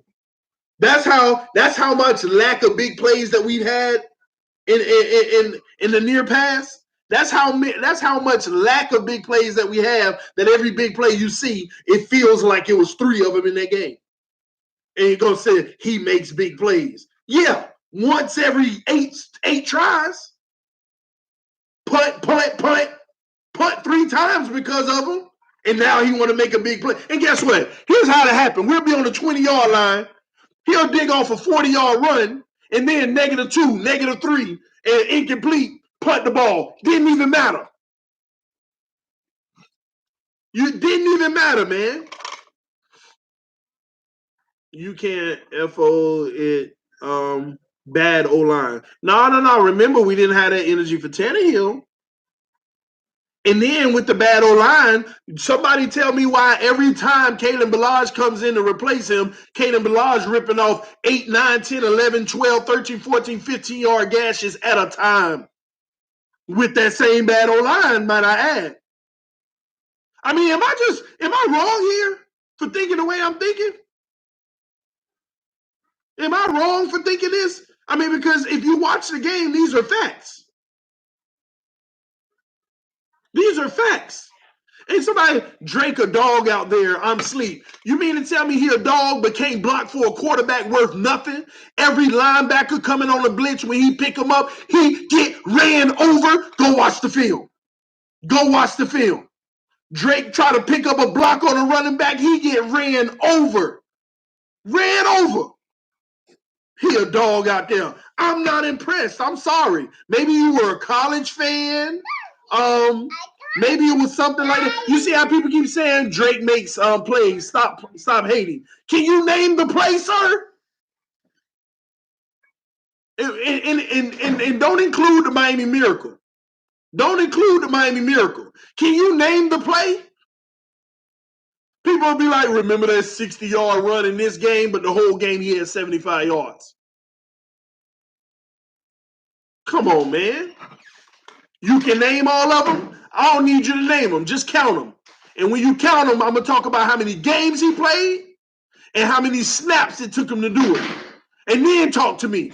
Maybe you should do that research first and be like, yeah, he make plays and TD's right. It's at a low percentage of the time, though. At the most unopportune moments of the game, though. We down by 30 and he break off a 50-yard run in the fourth quarter. Get out of here, man. Get out of here. Y'all like Drake. Nothing wrong with that. Kenyon Drake, prove yourself this year. If you like him, you like him. I'm just keeping it real. This is what I see. I don't have nothing against him. So I know I ain't hating because I'm just going off of what I know. I'm not even attached to him. I'm not even attached to him because he hasn't done anything as a Dolphin to make me attached. Why you think they bring in Frank Gore? If they believed in Drake, especially, with all the talent that we had at running back right before Gore came, if Drake was the guy, Ajayi, bye. That was his opportunity. Come on, man. He does block, bro. Oh, I know. But more than none, he gets blown up. He gets blown up. Everybody blocks. You know that, right? Whoever I work, guess who else blocks? Laramie Tunsil's replacement. And on a scale of 1 to 10, he's a flat-out 1. His replacement last year blocks 2. That don't mean he's effective at doing it consistently. Come on, man. I wanted us to keep Gore. I know. And Drake's that guy, but most fans already knew. Come on, man. Damian Williams is better than Kenyon. Bolden was looking better last year. Man, y'all need to go watch film, man. Go watch film. Go watch it. Matter of fact, you ain't got to watch no running back film because you'll go look at Drake highlights. Y'all already know how that go. Okay. But go look at quarterback film. Go look at every time a quarterback got sacked. And watch some plays where a linebacker came on the blitz and Drake was blocking. I can guarantee you he got blown up. I done seen too much film this year. Linebackers coming right up the middle. Kudos to Drake for seeing it and getting in position. But that position sure didn't matter. I done seen times he just went straight back and the quarterback still got sacked. And we ain't talking about against no lineman.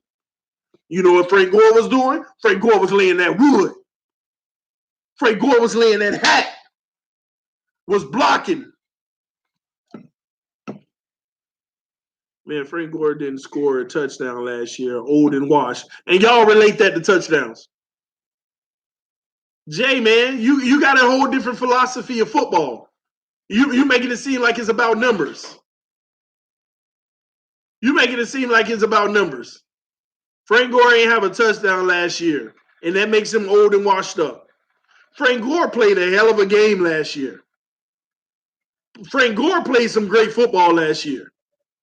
And might I add, with a terrible offensive line. I don't even know what you've been watching, bro, to even say that. I can't believe you said that.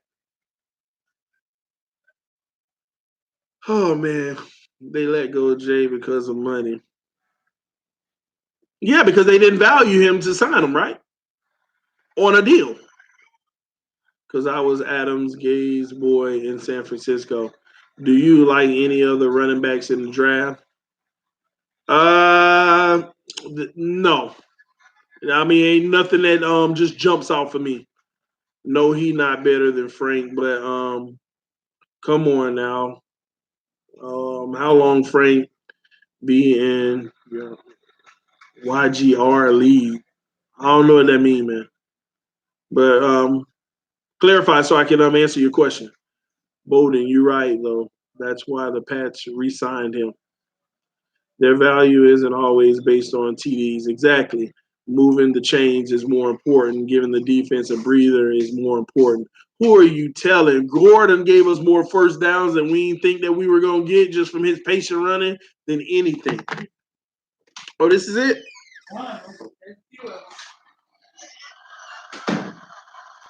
Oh, man. My wife might have found the footage.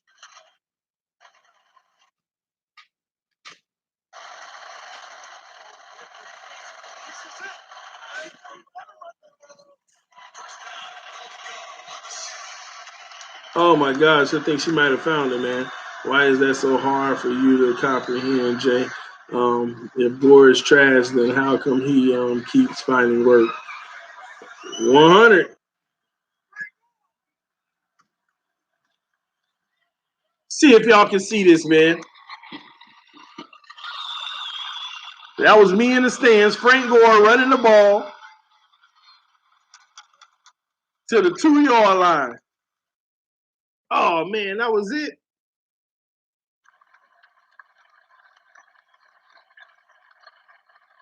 And this when they put Drake back in the game. Drake in the game.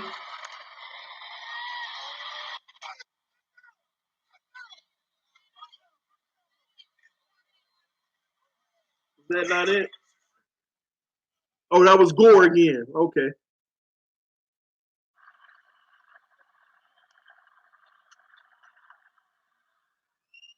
All right, guys, watch this. I'm going to show this play, right? This was me at the game.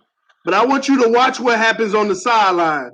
Gore was going to come in, but Drake ran down the sideline, and the coach told him something, and Drake ended up coming in. You see it up there at the sideline? Drake just went over to the coaches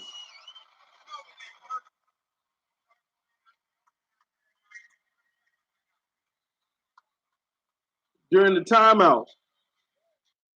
Man, I don't know if she got it, though, the actual play. Yep, here it is.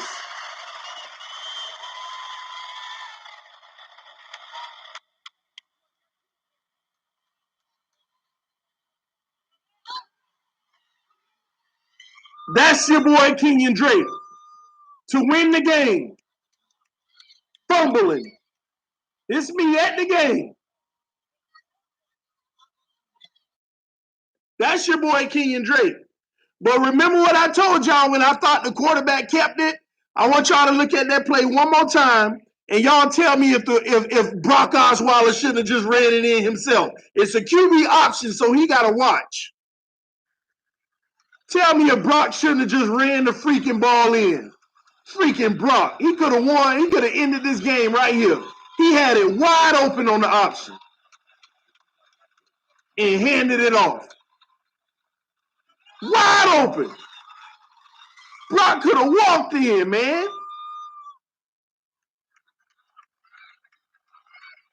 Trash, man.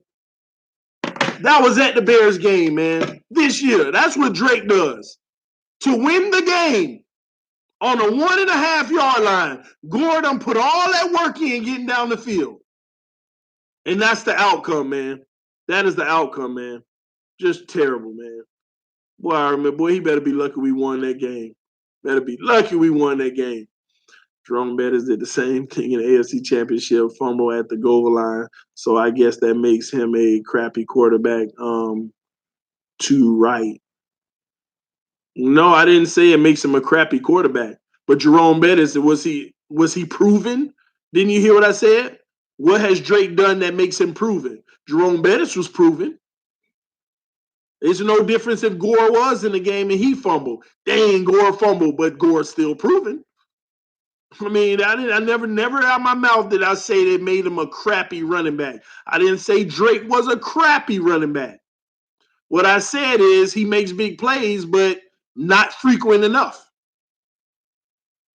He has the potential to break out, but I don't think he makes the best decisions. Never talk down on Drake as being crappy or trash. I never did. But you see what you get out of what I say? No, don't write my narrative for me, man. That play changed the momentum. I was mad about that play. Who are you telling, man?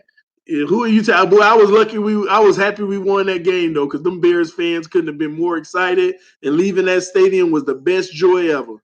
All them Bears fans, and they were in the house. That can you look up the Bengals game?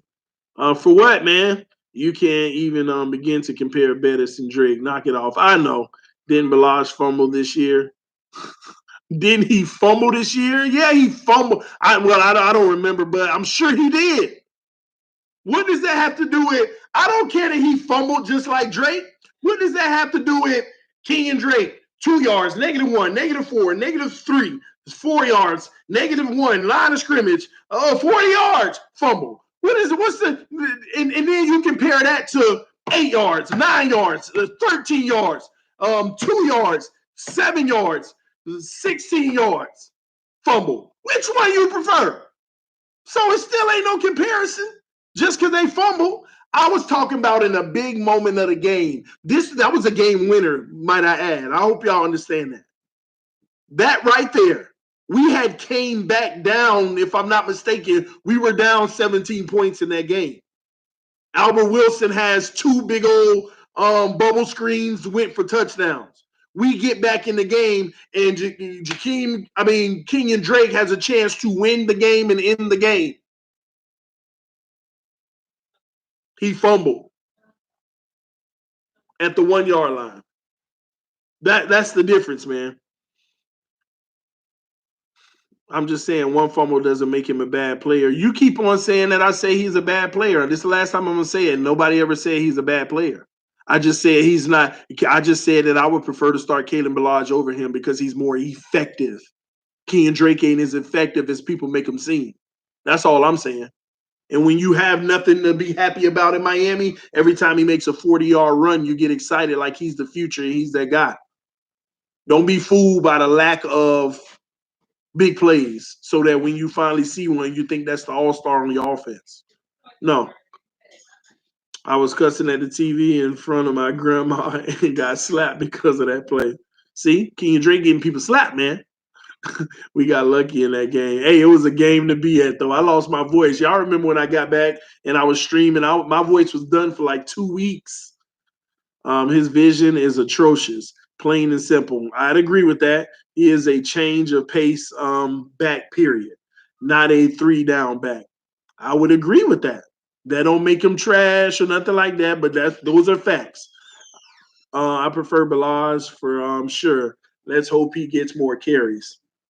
Well, maybe when they give him the ball frequent enough, you could maybe do something. Anthony, we're not. No, this ain't that Lonzo Ball crap. Okay, we're not doing that Lonzo Ball crap in the NFL. Well, maybe if you play him more and let him get in the rhythm, who cares? If somebody can come off the bench with 15 minutes and score 20 points, then if you starting and only getting 30 minutes, you should still impact the game. Don't care if Caleb Ballage get less carries than Drake over the last 3 years or whatever it's been. And still, when he comes in, he's effective. I don't know, he give him the ball more frequent. Well, no, I look at it as let him make us punt more by giving it to him more. How about that? I don't want to punt no more. No more, man. People are loyal to a fault, but Balaj has a large upside to him, plain and simple. Thank you. Balaj looked like a man amongst boys, and he was a rookie and can catch the ball. and can get up there and catch the ball. Lonzo Ball, ha ha ha. Same thing, Lonzo Ball. Make every excuse in the world. Number 2 overall pick. I ain't saying the kid's gonna end up being trash. He might actually make a career, maybe. But he ain't no number 2 overall pick value. Okay? That's one big kitchen. Oh, yeah. I got to keep grinding in my life, man, so I can make it even bigger for my baby, right? Yeah, right. That's right. It's about how much you want the starting job. No favoritism with Flores. Bingo, baby. That's what I love. And the crazy thing is, it might be Drake this week. It might be Balaj next week. That's the crazy thing. Drake might come out and have a 200-yard game, maybe, but he might come out and have a 200-yard game, and then y'all people that don't know football will wonder why he only had 3 snaps the week after, and Balaj came out and did his thing. That's how it is going forward, baby. Don't get used to no one player. It's whoever give us the best chance to win that week. It's that simple. I love it. Should have kept D'Angelo. It's how much when the starting job? No, okay, should have. How many games did Kalen Balaj play? Quite a few. He was active. When he was active, wasn't Balaj pretty good at ASU too? I ain't follow his college career much. I really noticed him in the NFL when he got his little small. It's like every time he got his opportunity, you remembered who he was, and that's what I respect. See, Balaj can end up being the D Wades of the world.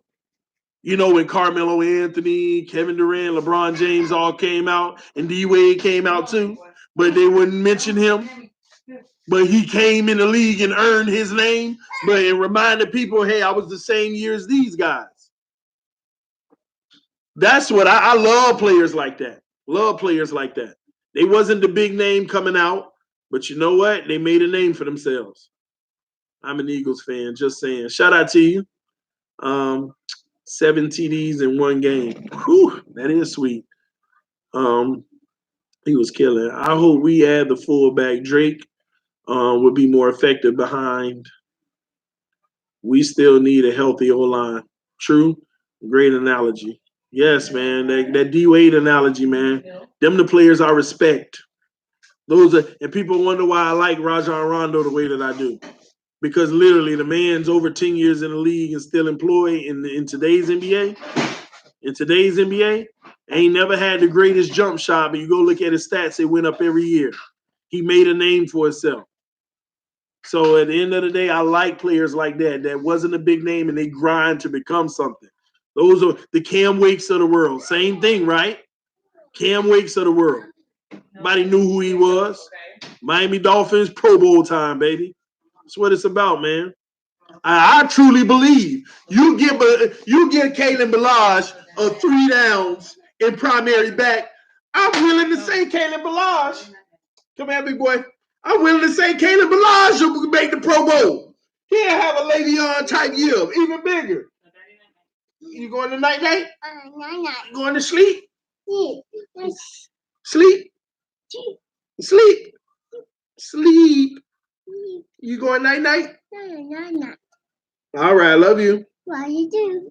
You say bye-bye. Bye-bye. Wave, bye-bye. Bye-bye. Say I love you. What you do? Bye, big boy. I love you. Give me my kisses.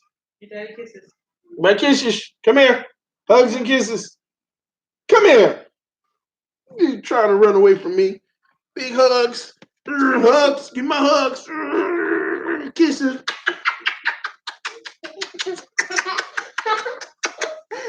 Good night. Look him. Yeah. He's there real fast. I don't want to not kiss him goodnight before we go to bed. Should we get a guard? Yeah, we should, but it probably happen in the 3rd or 5th round or something like that, man. Kaepernick is still unsigned. Gary, you want Kaepernick, man? Let me ask you why. If you do want Cap, let me ask you why. Why do you want Cap? Steve Nash. Yep, same way. He came before LeBron. I forgot what draft it was. Come here, take that. Give me your bottle, your fat belly. You drinking your night-night bottle? Where you get that coaster? I already told you guys that coaster. Whatever. Yeah. Whatever. Hey, hey, hey, hey, hey. Say hi. Hi. Say hi. Say hi. Boy, is that what it's about right now? You just drinking your juice.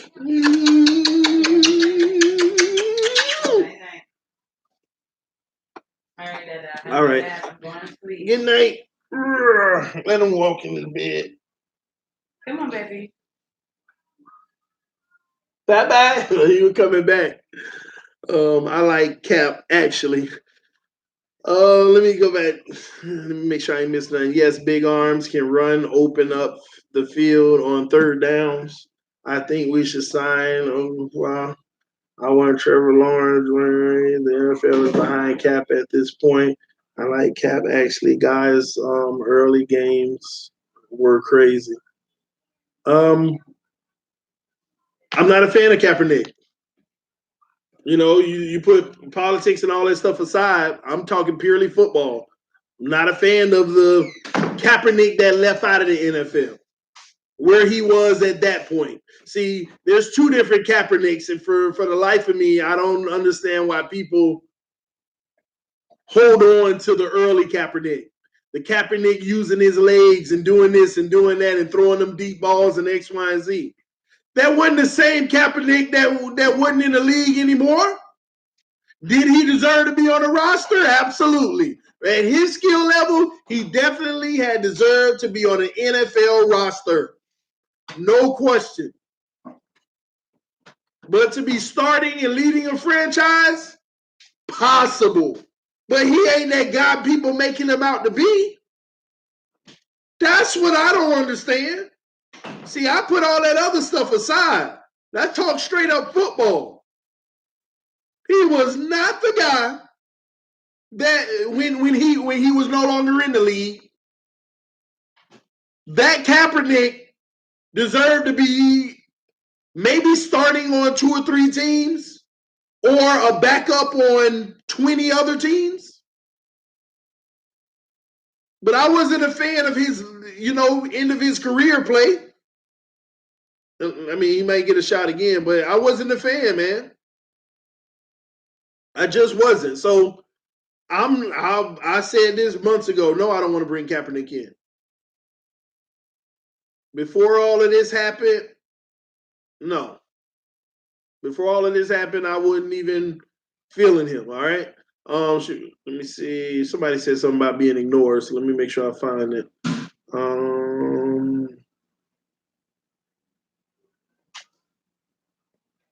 Thought I saw something about ignored. I wanted to take care of it. I don't see it anymore. Should we draft Miami product players? I'm not into that anymore. I used to be, but we got to stop going with our own, keeping them home. Man, that ain't viable for the NFL. People got to get to the point to where they understand, especially Hurricanes fans and Dolphin fans. It's never about getting from the crib. It's never about getting from home. It's not, because at the end of the day, if it's a better option out there, you go get your better option. I truly don't believe they're going to play better just because they're at home in their own city. No, they out there trying to make a living. You're going to get what you're going to get. Period, man. That man took the team to a Super Bowl. Yeah, I know he did. I'm talking about the guy that was the year before he was no longer in the year, that Kaepernick. I don't care what he did in year 1. Flacco took his team to the Super Bowl too. What are we talking about? I'm feeling ignored, TD. Can you please read my comments from before? Anthony, let me see. Anthony. Message retracted. Anthony. I don't see it, Anthony. Another retracted message. I can't keep scrolling, man. I don't see it. You might need to rewrite it, man. I'm sorry. Please forgive me. I just missed it, man. That's not his fault. Man, come on, man. His fault or not, you wasn't putting up the numbers. What you want me to say? It's so amazing to me how many times people can say what ain't a quarterback fault, but never, ever said anything close to that about Tannehill. Never. It kills me, man. Or vocally defend Tannehill and say it's not his fault. I'm not saying that's you, Rodney, but I'm just saying in general. I've been hearing that a lot lately when I talk about any quarterback. That's not his fault. Well, he didn't have this. He had a sorry that. Amazes me. Um, out of the U, he'll go undrafted 6'2", ran 4.3 at pro day. Yeah, he ran a 4.3. He may not go undrafted though. And trust me, if he ran a 4.3, he may actually not go undrafted. He may be an undrafted talent, but he may actually get drafted just because of his speed. There is a such thing as that. A 4.3 can get you drafted. That's just the truth. Because a coach feels like if you're an athlete, I can turn you into whatever. So he may actually get drafted. That San Francisco team was a bad team. Come on, TD. Okay, they were bad. They were horrible. They were worse than the Dolphins last year. I don't care how you want to look at it. I am talking about the Kaepernick before he left. I'm not talking about the one that went to the Super Bowl. I'm talking about the one before we left. Dariq Huggins, shout out for the donation, man. Got to log off. Keep doing your thing, TD. Shout out to you, homie, man. Appreciate your love and support, man. No, because we produce the best fullback players in the country, TD. Talk about the Antonio Brown versus Juju situation. What's to talk about? You mean how he say he messed up the season for them? Antonio Brown need to just do his job, just play some football and stop playing, man. What's good with you, Naps? OG Boo Game in the house. What's up, man? He about to get on me as always. I'm just messing with you, man. In Miami, it's hot and wet. To have a healthy O-line is gold. Yes, that would be beautiful. Cap gave us hell before he left. Okay. Anthony Feliso, shout out for the donation. He said not on the same page with Drake, but still love you. Hey, Anthony, man, I'm telling you, go watch the film, homie. Go watch the film, man. That's all I'm saying. He makes you happy, and you see you want to get behind him and rally.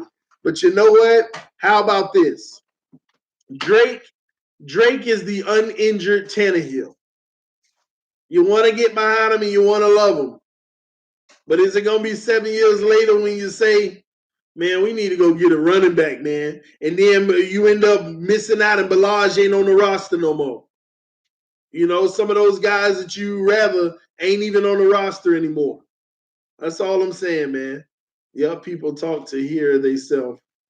Yes to the need of running back. I personally would want to back you. Will see the whole hit the hole and get 4 yards consistently. Foundation and tough teams. Yep. Do you think Gase will have success? Anything in the Jets organization won't have success because there are enemies. Okay. Hey y'all, man. We're at I forgot you put it over here. How long? It's ready? Okay. All right, guys. It's time to love on wifey, spend some time with her, talk about our future, talk about some business stuff, and wind our Sunday off and start our new week, man. I'm gonna try my best to go live every single day this week. During the day, I'm gonna try to give us an hour during the day, and at night, I'm gonna try to go live because I'm still gonna be going live during the day going forward. But when the NBA playoffs start, I might be going live on my other channel, my TD Sports Talk channel, for the playoff games. So I'm probably going to be streaming a lot of playoff games, just talking about them, giving my reaction because I am a basketball fan. And I do watch a lot of basketball, especially during the playoff times. So I'm going to get on that. I'm going to be doing some live streams with the NBA playoffs. I may not go too heavy in the first round, but when the second round comes, I might be every night. I don't know. April's going to be a busy month for me, and May. So I will be live every single day. To give you a rough estimate around what time, it'll be sometime between maybe noon and 3 p.m. Between noon and I'm not saying it's going to be 3 hours, but I'll be live maybe between noon and 3 p.m. Each day, talking our Dolphin stuff, what's new on the horizon. If it ain't much out there, we can still chat it up and hang out. But I thank y'all for supporting the channel. Thank y'all for all your love. And guys, if you, like I've been saying even last year, if you really want to support this channel, it's not always through donations. Let your friends and family members that are Dolphin fans know about the channel. Share the videos, share the links. And all those who do actually donate to the channel, I appreciate your love and support as well.